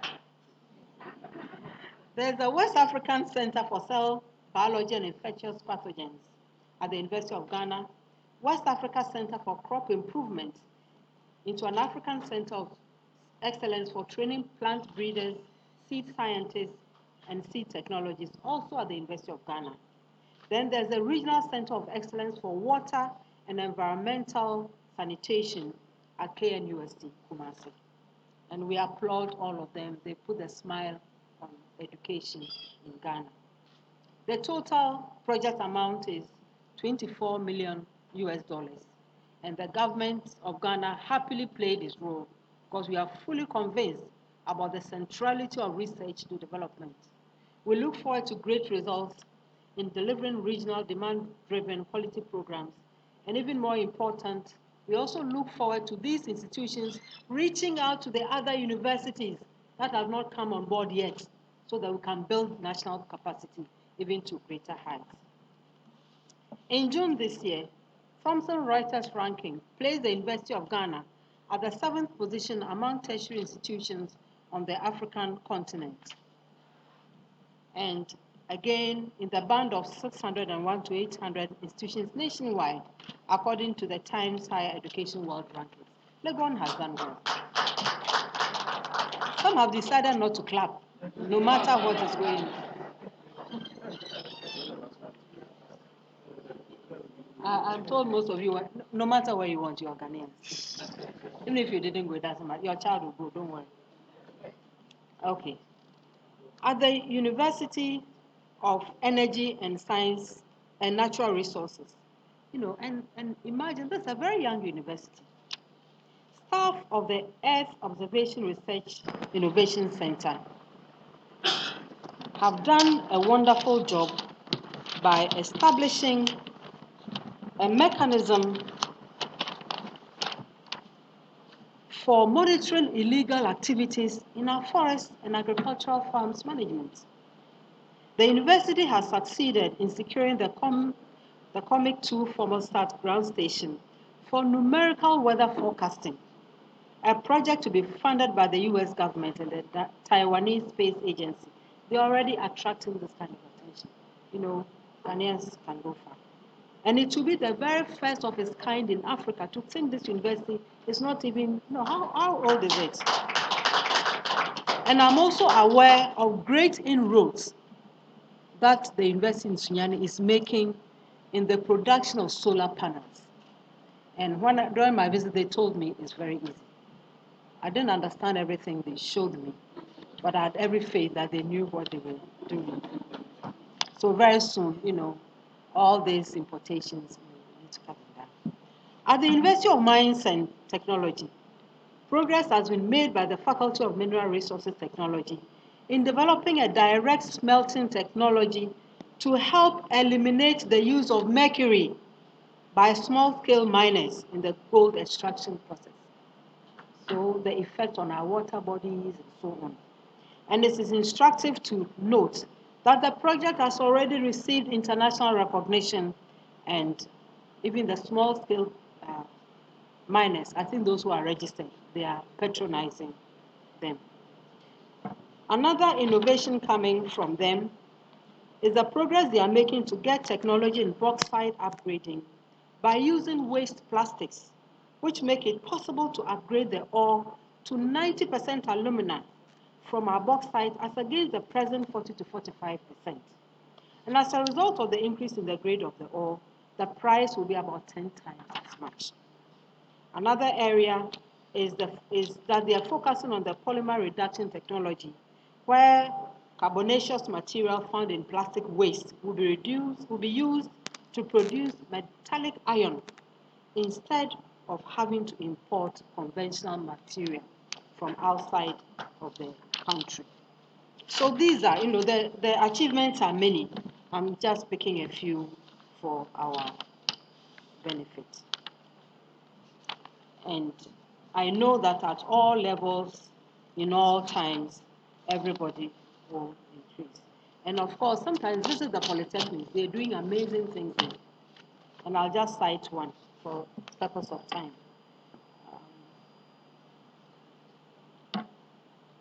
I'm citing the example of Kumasi Polytechnic. I think I see the rector here, so let me at least justify his coming here. Where? Okay. So I want to share that from Kumasi as an example of the many creative innovations happening in our technical universities. This institution has developed a solar mechanized wheelchair for easy mobility by our physically challenged brothers and sisters. The Polytechnics has also developed solar smart bags fitted with solar panels and power banks to charge and store energy for mobile phones, tablets, and so on, including even cameras and laptops. With this development, our folks, especially those in the rural areas, and our businessmen and women can comfortably operate their mobile electronic gadgets at any time and point. The Polytechnic has also established a Center for Renewable Energy and Energy Efficiency with support from our own Corvette under a Skills Development Fund to provide long-term support to local and regional businesses that will deliver products and services related to renewable energy and energy efficiency. Kumasi Polytechnic benefited from a Corvette fund to establish an ultra-modern laboratory to assist teaching and learning in the field of engineering. And we want to congratulate everyone. And I want, before my very, very last words, to say that education in Ghana is good, that education in Ghana can get better. Mr. Chairman, over the period, I'm concluding. Now, even those who are not smiling have started smiling. Over the period, we have expanded physical access through the construction of new schools. We have reduced cost barriers to education by introducing new subsidies and scholarships. We have improved quality through the provision of inputs and the retraining of teachers, and also strengthened the management of education service delivery. We recognize the numerous challenges that the sector continues to encounter. However, we are working very hard and we feel encouraged by these results. At the basic level, we have strengthened school supervision to reduce teacher absenteeism and significantly increased textbook availability. Further, teacher quality has been improved by supporting trained and untrained teachers, by supporting untrained teachers to acquire professional training, and by supporting trained teachers to hone their professional skills. At the secondary level, we have expanded equitable access through the construction of new community day schools and the implementation of progressively free SHS to reduce cost barriers. We have also equipped the laboratories of schools and retrained teachers in low-performing schools to enhance their capacity. Further, we have made significant progress at rebranding technical and vocational education through expansion and upgrading of facilities in TVET institutions, and also built the capacity of staff at TVET institutions. At the tertiary level, we expanded access by establishing 2 new universities. In addition, we successfully converted polytechnics to technical universities. And at the universities, we continue to support staff development. Mr. Chairman, distinguished ladies and gentlemen, given the progress we have made, we can confidently conclude that even though Ghana has much further to go, access and the standards of quality of education in Ghana has over the past 4 years improved and will continue to do so. Gratitude is due to many people, including His Excellency the President. We are always there with too many of our requests. He always has the patience to hear us through and to support us. All our agencies, where are they? Where are the heads? All our agencies, 22 of them. We love you all. You're all doing very well. Our partners, the public, the unions, the teachers themselves, our students, and above all, our pupils and our students, their families, their communities, everybody. Thank you very much. Thank you very much, Honorable Minister for Education, Professor Naana Jane Opoku-Agyemang, for that very detailed and exhaustive presentation. The floor is now open for questions from members of the media present. Due to time constraints, we are only able to pick 2 sets of 5 questions each. That means that we will pick the first batch of 5 questions, after which answers will be provided by the minister or any other official that she designates. And then we'll come back and pick the next batch, and we'll call it a day. So if you have a question, please put up your hand and walk up to the microphone to my left. Identify yourself, keep it short, straight, and ask only one question, please, so that opportunity can be given to your colleagues to do so. Yeah, so that will be it for the first batch. Yes. Please identify yourself. Okay. Thank you very much. My name is Samuddin Yusuf. I'm with Islamic Online University. I've seen a lot of progress have been made in education. In our daily life in the online education, we realize that people have challenges doing online courses because if I go to university, I don't accept my certificate or the companies will not take mine. I want to know the minister's plan for online education and what is being done to restore confidence in online education. Thank you very much. Yeah, acquiring degrees using online university. What is the plans so far in terms to in case people to ensure people go study online? What is the confidence? What is going to be done to ensure confidence in online education? To make it more attractive. Yeah, thank you. My name is Ishmael Juno, editor of the Bridge newspaper. Just want to find out what the ministry is doing about teachers who are still found of drinking excessively.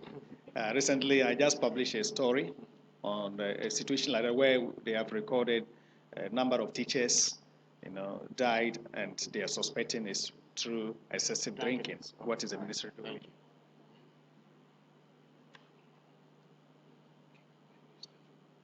Good afternoon. My name is Caleb. I work with CTFM. Thank you, Madam Professor, for your presentation. Now, the state ISE, the Institute of Statistical, Social, and Economic Research, had released the State of the Ghanaian Economy report. And in its report, it had identified that even though our access to education is increasing, quality is dwindling. In other words, we are sacrificing quality on the altar of access. I'm just coming from the Ghana Association of Science Teachers forum with politicians, and they had also decried the fact that science and math, we are not performing very well in science and math. And they mentioned a number of things for which they think are the causes. One, they mentioned textbooks that are error-ridden. In other words, most of our textbooks have false or infactual information.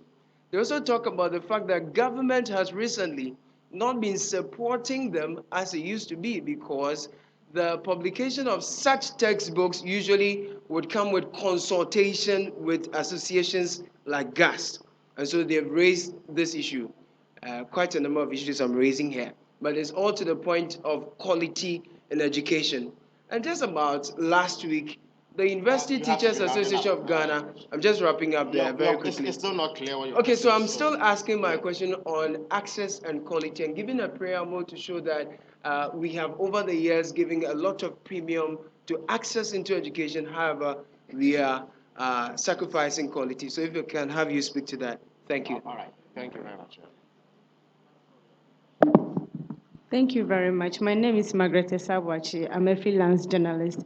Honorable, mine is on the language policy program.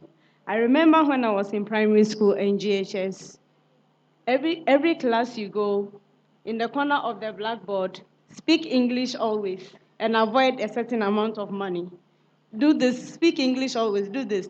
So my question is, what then accounted for the use of Ghanaian language in teaching this time? Because talking about the language, you say you are promoting the use of Ghanaian language or the mother tongue language of the children to be for them to understand or to enhance teaching and learning in schools. Thank you. Thank you. Mr. Chairman, my name is Larry Benson, Television News International. I'd like to ask the Honorable Minister for Education.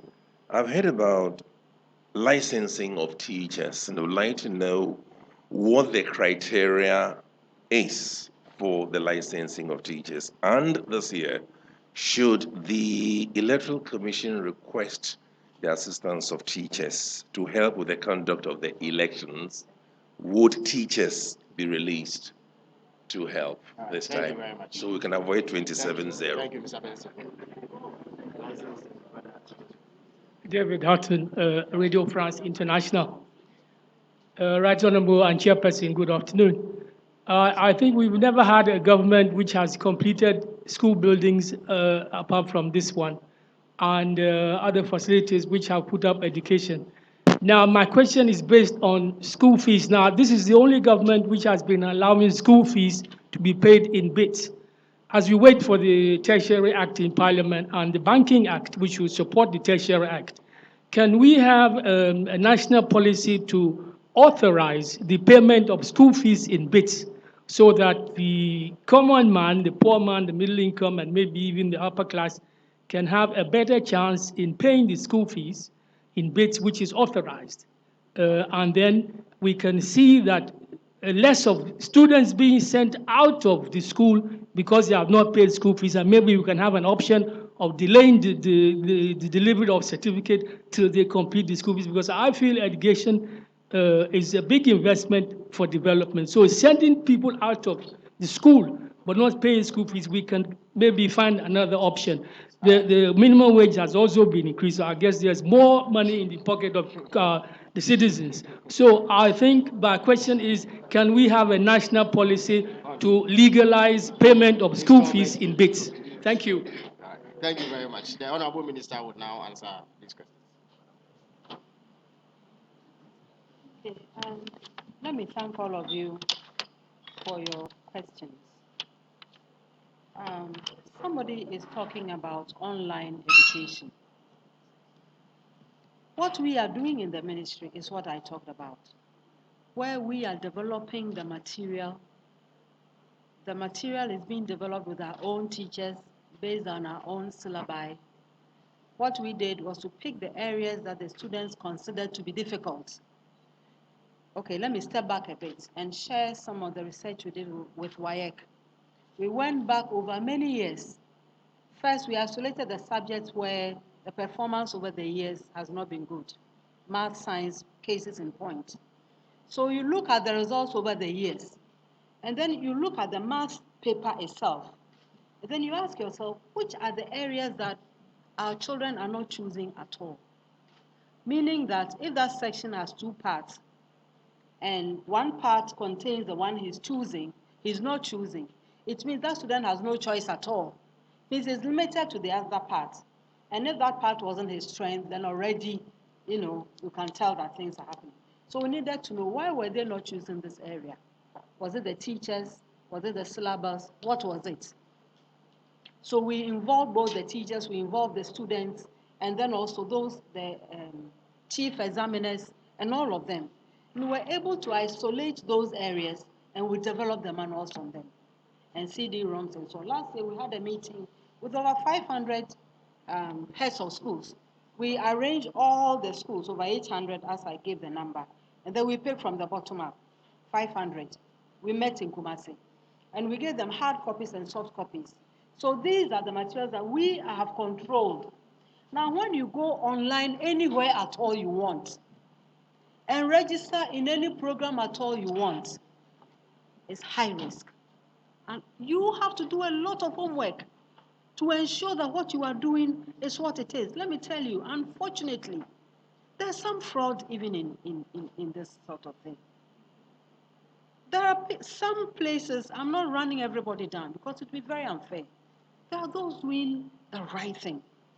But you know, with everything, there'll be a few of us also in who have no business doing it, offering certificates that they can't even recognize themselves, running transcripts, and you read the transcript, the subjects have nothing to do in common.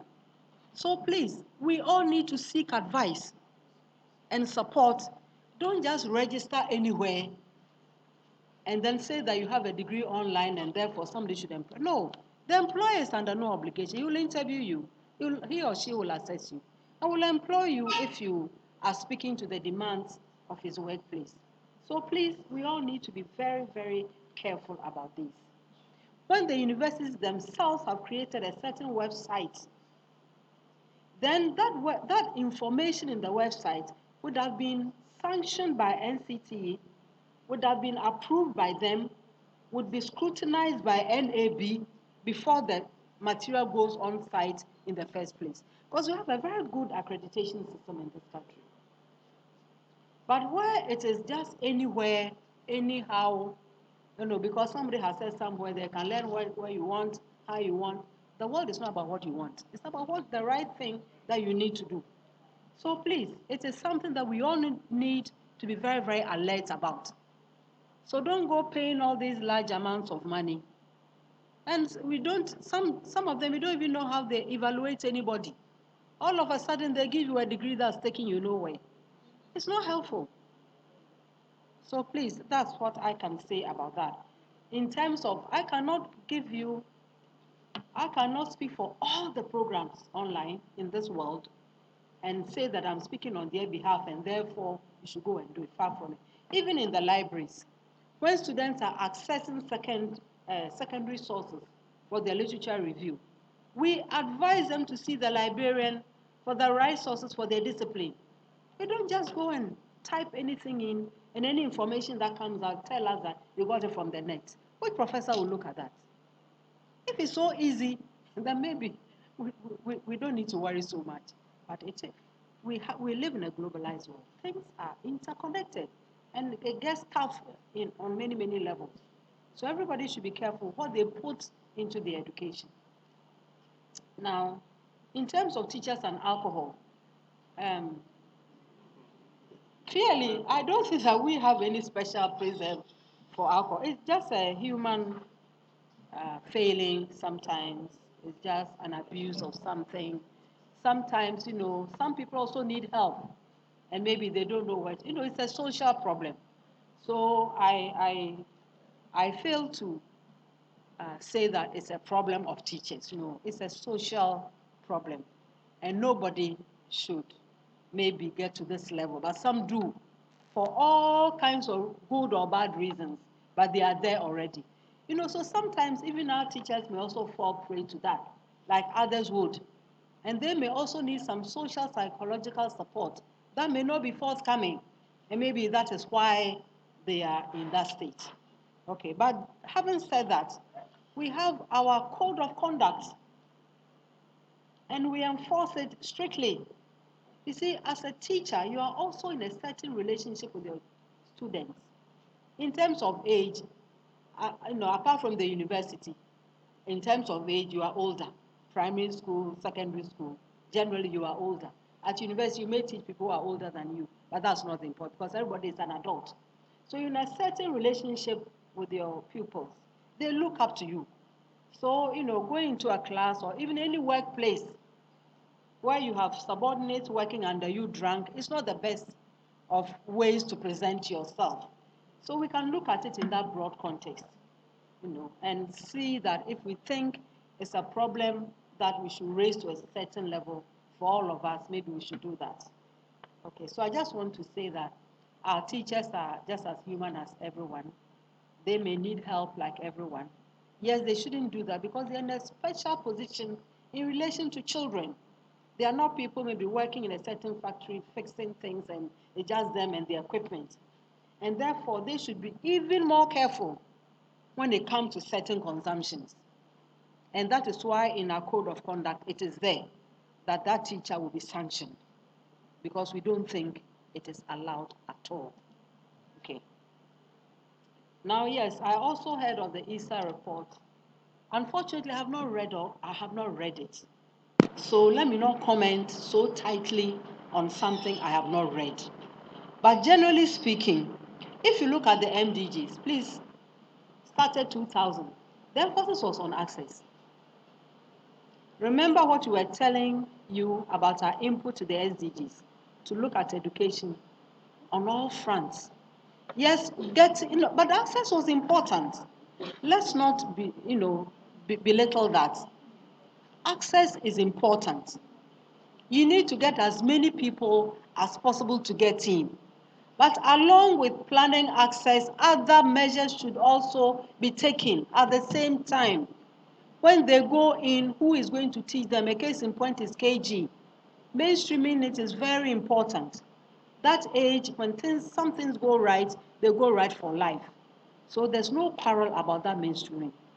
But at the same time, to ask, when you mainstream, who are the teachers who are going to teach these children? Who are the caregivers who are going to support these children? Where are they trained? How many do you have? We are not saying that you should have a perfect situation before you start anything. What we're saying is that all these other measures should also be taken into place. For example, you know that you are going to build 200 new secondary schools.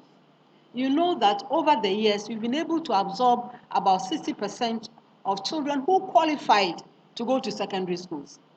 And even by that 40%, you have your data, the percentages of trained teachers. It means that you must open the doors to get more people to be trained. So you cannot keep training the same number of students as you used to, and then keep admitting more students. Do you get it? So you can see how some of our interventions are now maybe beginning to form a pattern on why we are admitting so many students at the colleges of education, why we are removing the quotas, so that we can increase the number of trained teachers, because access quality must go hand in hand. So your structures must also be laid in such a way that the two go hand in hand. Okay. So to say that it is dwindling, from what I heard, it was a report to the EGRA and EGMA of 2013. And again, the question I posed to the EGRA folks was that in the P3 child that you are testing, what is he supposed to know? Is the test speaking to what he's supposed to know, or is speaking to other things? How many countries do EGRA and EGMA, and why?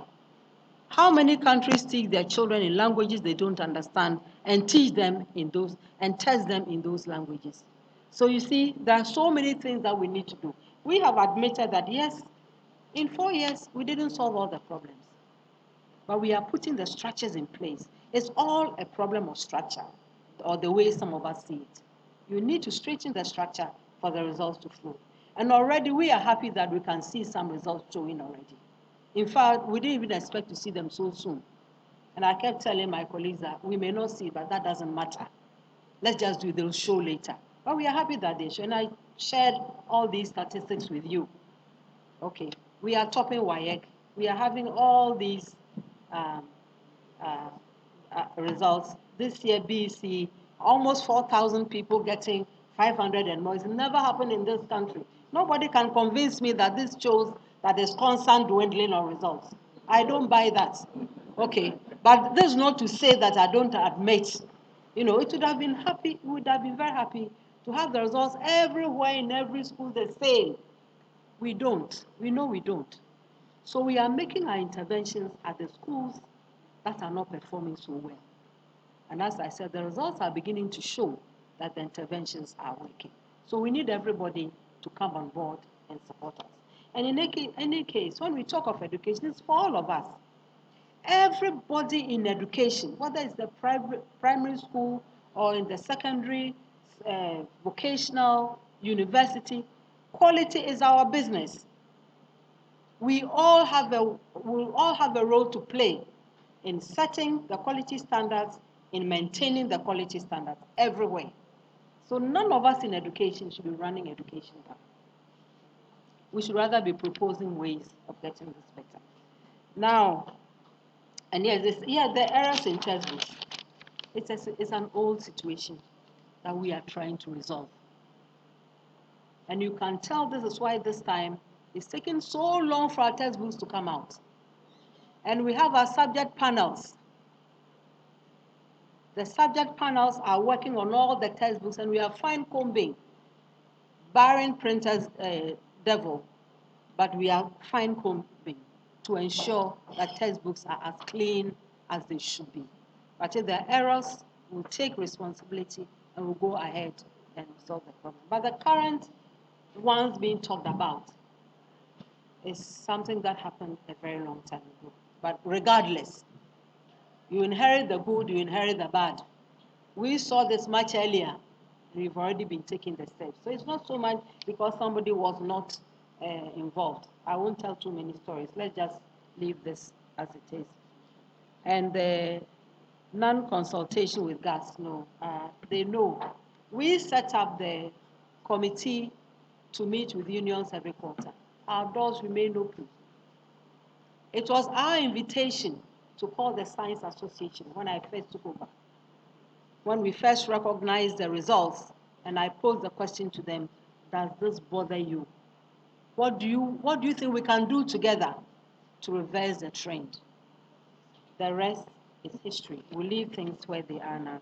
Now, the language policy, as I said, since 1925, it's been going back and forth.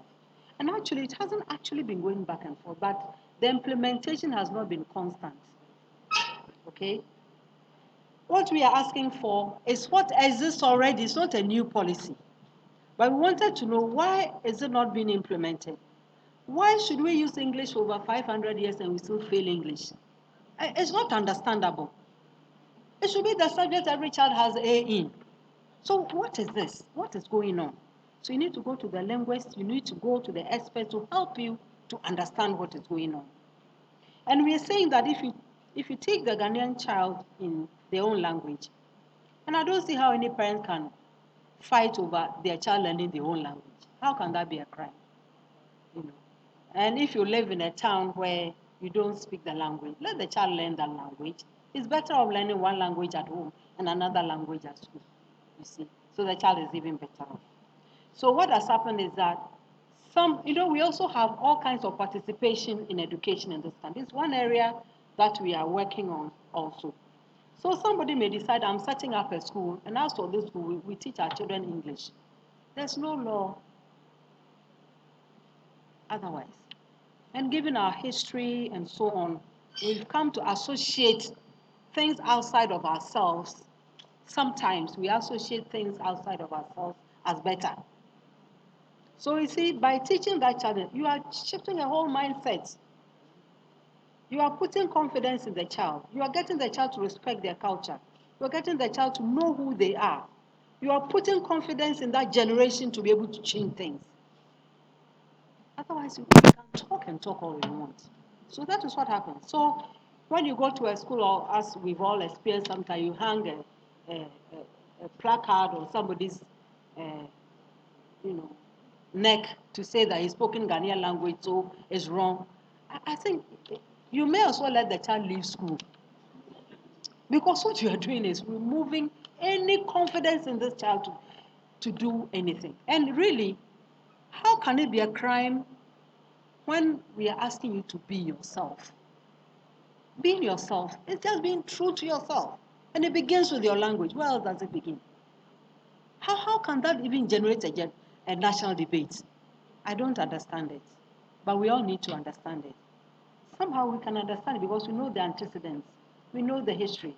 So that if I don't speak English so well, then I'm obliged to speak English to my child. Why? What kind of punishment is that? And if my child comes to me from school with a very serious issue, in what language is he supposed to explain his problem? And in what language am I supposed to help my own child? What kind of gap are you creating between you and your child by this introduction? And we think it's fashionable. Who are you pleasing? Your child's future cannot be more important than any other person. Anyway. Yeah, licensing of teachers. This is contained in the 2008 parliamentary approval of the National Teaching Council, isn't it? Act 778. Okay, so it is something we have inherited. Passed through Parliament, we were all there. We all agreed, and we are now implementing. There's nothing new in that document. But what we are trying to do is to implement with the teacher at the center. Let them tell us how they should be implemented because it affects them. That is all. We think that's the best way to go. If we try in the ministry not to do too many things for. We've been trying to do many things with. Even our e-block, we call students who've been to day schools to comment on the design. So what do you think of it? Maths and science, those who like maths, those who don't like maths. What made you like the subject? What made you not like it? What should we know? And these, believe me, they are very, very insightful comments that you get from these students. So working with is very important. And that was why we set up this meeting with the unions. We are all in this together. We are not happy that somebody is upset and is not teaching and the kids are not being taught. It doesn't help anybody. So let's know, what are the issues in the pipeline? How do we work together to bring resolution to those issues? And as I said, we brought all the significant others. When we started, we weren't doing that. But given the way things were going, we thought, excuse me to say I'm not in finance. So let the finance people come and tell us about pay. Let the fair wages come and tell us about single spine. Let labor, let any others come, because we never say we knew everything when there are experts with the right knowledge to help us. Okay. Now, somebody wants to know if the EC is conducting elections, if we will let the teachers go. We know that in the past, teachers have been called upon to participate in many very important national programs, and with good reason. What we are trying to say is this: it should not conflict with your primary responsibility as a teacher. If you are going to abandon the classroom and go, we will not allow that to happen. Because the first day of school is as important as the last day. If the first 3 weeks classes are not taking place and nobody is talking, then you can extend the period for all you want. And we are not going to get the results. The curriculum is planned with a number of weeks in view. And the timetable, everything is very, very well arranged to cover the entire syllabus. So if we are going to have every excuse every other day as to why they are not in the classroom, it's not something we will countenance. Thank you very much. Thank you very much, Honorable Minister. Sorry, I forgot, very important, sorry, Mr. Chairman, about the fees. If we can have a national policy. I'm not sure if we need that, and I'll explain. Most of the schools, see, it's still a human institution. Most heads, they are nice people. They are not bad people at all. The universities, we have these challenges too. We are able to determine the real needy students. And sometimes they pay a certain percentage at the beginning, and then we just want to ensure that before the year ends, you'd have paid all. That way, you are able to eliminate those who came with the entire student fee, or who decided to who invest in something else because they knew that. You know what I'm talking about. I like that smile. You know what I'm talking about. So, you go and tell the headmaster, this is my problem. Insofar as he or she knows you will pay, believe me, in 99.9% of the cases, they will oblige you. But what happens is that some of us also are fond of abusing privileges. They will give you the privilege, and once the child gets to Form 3 and is going to write the WASI, and he knows that the policy is that don't sack a child for payment, for lack of payment of school, then they decide that whole year they will not pay. We have devised an answer for them. We have worked with WAEC, and we have said, withhold the results of these children until the school has testified that they have paid. So it depends on all of us. Thank you very much. Thank you very much, Honorable Minister. We'll take the last batch of questions and we'll call it a day. You took more than 5. Okay. So we allow 3 more questions. Just 3. And we will strictly observe it, please. No, just 3. Just 3. So that's it. All right. So please keep the questions short. And you are limited to just 1 question. Please go ahead. Thank you, Madam Minister. Foremost, I must commend you for your excellent presentation I this don't afternoon. believe that is a question. Suleiman Mohammed Mustafa is my name, a physical education instructor at Kofiami Senior High School, and a journalist with Winners FM Sports Desk. But should you not be in school?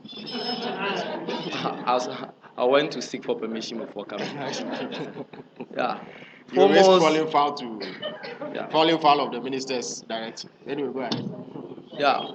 Foremost, if my memory serves me right, I did not hear any success or programs on the arena of physical education and sports. But physical education and sports is poorly handled at the basic school.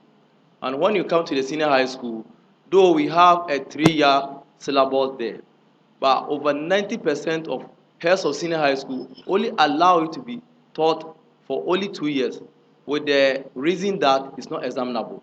So due to that, we physical education instructors are really suffering. Facilities and equipment are lacking. So I would like to know the policies and programs that your ministry is putting down for physical education and sports to be handled at the senior high school. Excellent. Thank you. Thank you very much. Thanks for the opportunity. My name is Ni Adute Ado. I write for the Democrats. My question is this. I'm wondering why over this long period, fees in private schools and public schools have not been harmonized in a way as to facilitate easy payment by parents. That's the question. Okay, all right.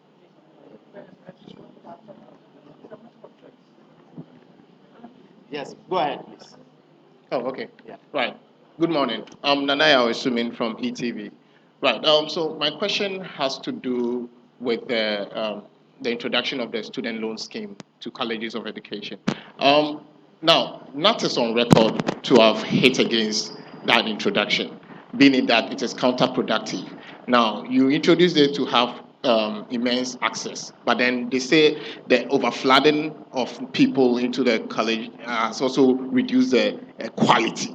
So before they had a launch before the World Teachers Celebration, and they really hit out against the policy. They want a win-win situation. Again, to Madam, you know that the validation process for the settlement of arrears of teachers drag a lot in this country. Now, we also have some of the teacher unions hitting at GES for delaying the submission of these documents for it to be validated. What is the ministry putting in place to be able to avoid any outstanding debts and any agitations by teacher unions in the country? Thank you very much. Honorable Minister. All right. Thank you very much, the 3 of you, for your questions. The first one has to do with physical ed. You see, as we bring all these interventions in education.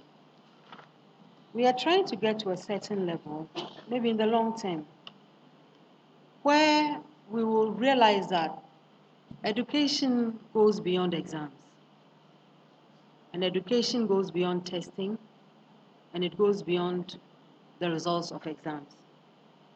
But insofar as we have the structure as we have now, students are looking to certain results in order to move on, especially you've mentioned the primary and the secondary levels.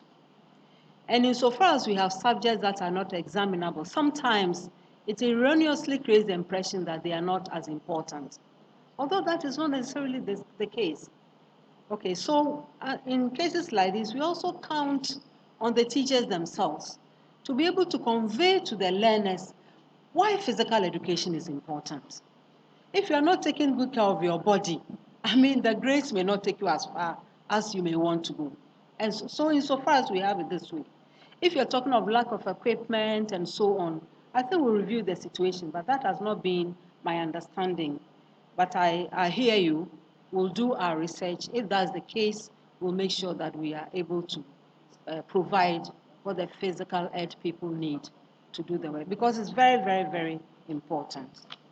Now, you also know that I think in response, right now we have sports no longer under education, it's under another ministry. So again, it's one of the areas we need to strengthen even more as it affects the children in the schools. And I believe these are some of the thinking threats that have led the president to announce that he will pick schools in the regions and make them sports colleges. Okay, so that I think that is a fine idea, but those that are not sports colleges will also have to pay special attention to physical ed. I remember some time ago when I was interviewing someone for a position, and I think this area of physical ed came, and the person said that we need to introduce something in the country about when the children get to school, the first 30 minutes or so should be for sports. And I said, that's fine when you are driven to school. If you walk 4 miles to a school, you know, how about those children? Don't they matter? By the time they get to school, they want a place to sit. And they're not ready to go and, So I think that you can have differentiated programs for different people. But I hear you. I think it's a very important area. Physical education is very, very important. Okay, so we'll see what is lacking and we will. So this is where we also want to address the regional directors of education. Please, in your report, you need to highlight all of these things for us. We need to know at the center. They help with our planning, they help with our budgeting, so that we're able to support the teachers in the field better. You are closer to them than we tend to be.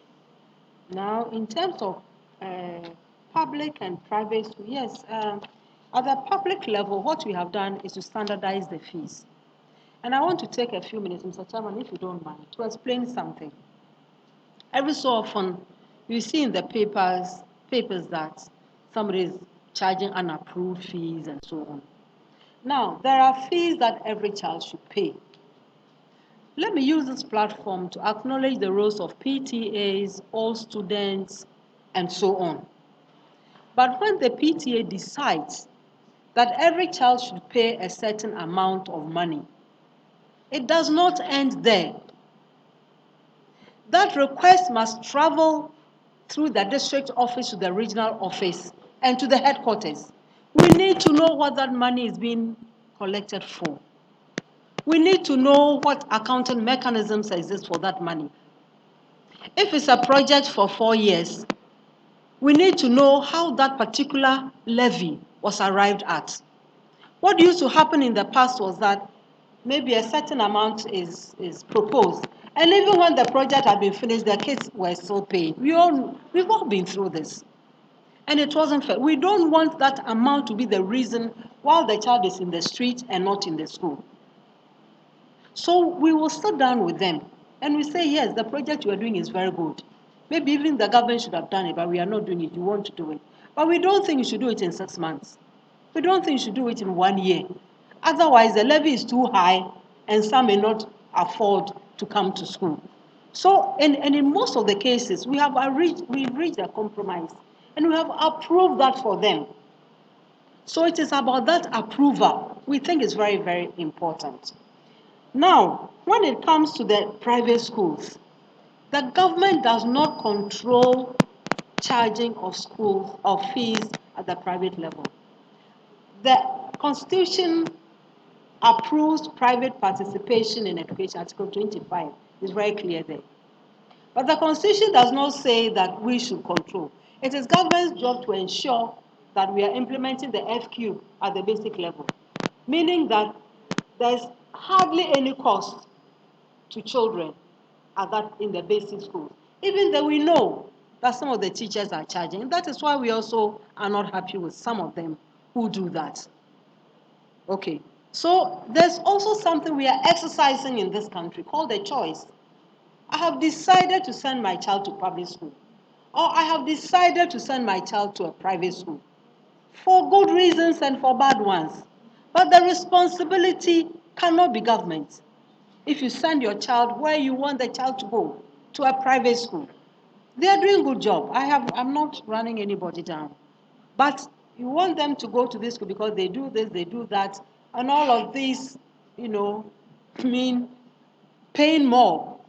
So again, if you feel you can't pay it back, I'm sure they're also nice people, like people everywhere. And they are willing to sit down with you and, oblige your payment plan. Uh, yes, that the loan to the colleges of education is very important. Let me give you a bit of a history of this and maybe a bit of experience with this. The colleges of education are managed in terms of academics, that is from admission to graduation, by the Institute of Education at the University of Cape Coast. The Vice Chancellor is the chair of the Institute of Education. And every year we got requests from the principals asking for more students to be admitted because they were operating woefully under capacity. The last proposal that I got was to allow them to admit students so that they'll be fee paying. We didn't think that's the way to go. Why should they be fee paying? So that we could still keep the quota. But that wasn't even the reason for withdrawing this. It was looking at the figures. And I want all of us, go and look at the previous census and the current one, and look at the population of children in the basic schools and secondary schools. And then look at the ratio of trained and untrained teachers in both documents. You will see something that will justify what we are doing. So the unions, we have meetings with them, and I'll be very happy to hear. I'll be very happy to receive a copy of their documents that tells me that the standards are falling there because we have too many students. We are very mindful about the number of students we put in these schools, all based on evidence. We did our homework very well in all the 38 to know their capacity, to know the gap between what they were taking and what they could take, and to know what would happen if some of the students got no money at all. And then also to explain to everybody that it is not only the colleges of education that train students into the diploma. UCC does, Winneba does. They don't get any allowance. They are all tertiary institutions. The other professions training in our tertiary institutions don't get any allowance. Moreover, we needed the trained teachers desperately. We are talking about quality education. How does that come about? When you are filling the classrooms with untrained teachers. When in some schools, you may not even see, apart from the headmaster, not a single trained teacher. And you are surprised that the BC results come and everybody has zero. If your child is in that school, how would you feel? This is a very serious matter, and I'm willing to engage all of us. And in fact, when we started with this, with the replacement of the allowance, we noticed that we started only with the first years, and we announced the 6 months before the students were admitted. So all those who were coming out to say that now they can't pay, no, it was neither here nor there. 6-month public notice before the admissions were done. And those in the colleges of education were being fed as well. So what did we do? We said, but it's going to be a very awkward kind of home where somebody eats and another person doesn't. So we ate back some of our words and we made a proposal. We got approval that at least the first year should be fed as well. And that is why till today, the colleges of education, even without the students' allowance and with the student loan, are still being fed. Do you get the situation now? Thank you very much. Now, yes, that the validation GS delays, it begs a question for who is the Ghana Education Service? Who is the Ghana Education Service? The teachers are members of the union. They are in the Ghana Education Service. The people in the district offices belong to some of the unions. They are in the Ghana Education Service. The unions have offices in all the regions. They are in the Ghana Education Service. So when they say that GS delayed, who is GS? Thank you very much. All right. Thank you very much. On that interesting note, we draw down the curtains on today's edition of the program. Let me thank all of you on behalf of the Ministry of Communications and extend a special thank you to the Minister and her entourage. We do hope that when we call upon you once again, you will be with us to enable us reach the people of Ghana so that they are better informed about the policies and programs of government. I thank you all.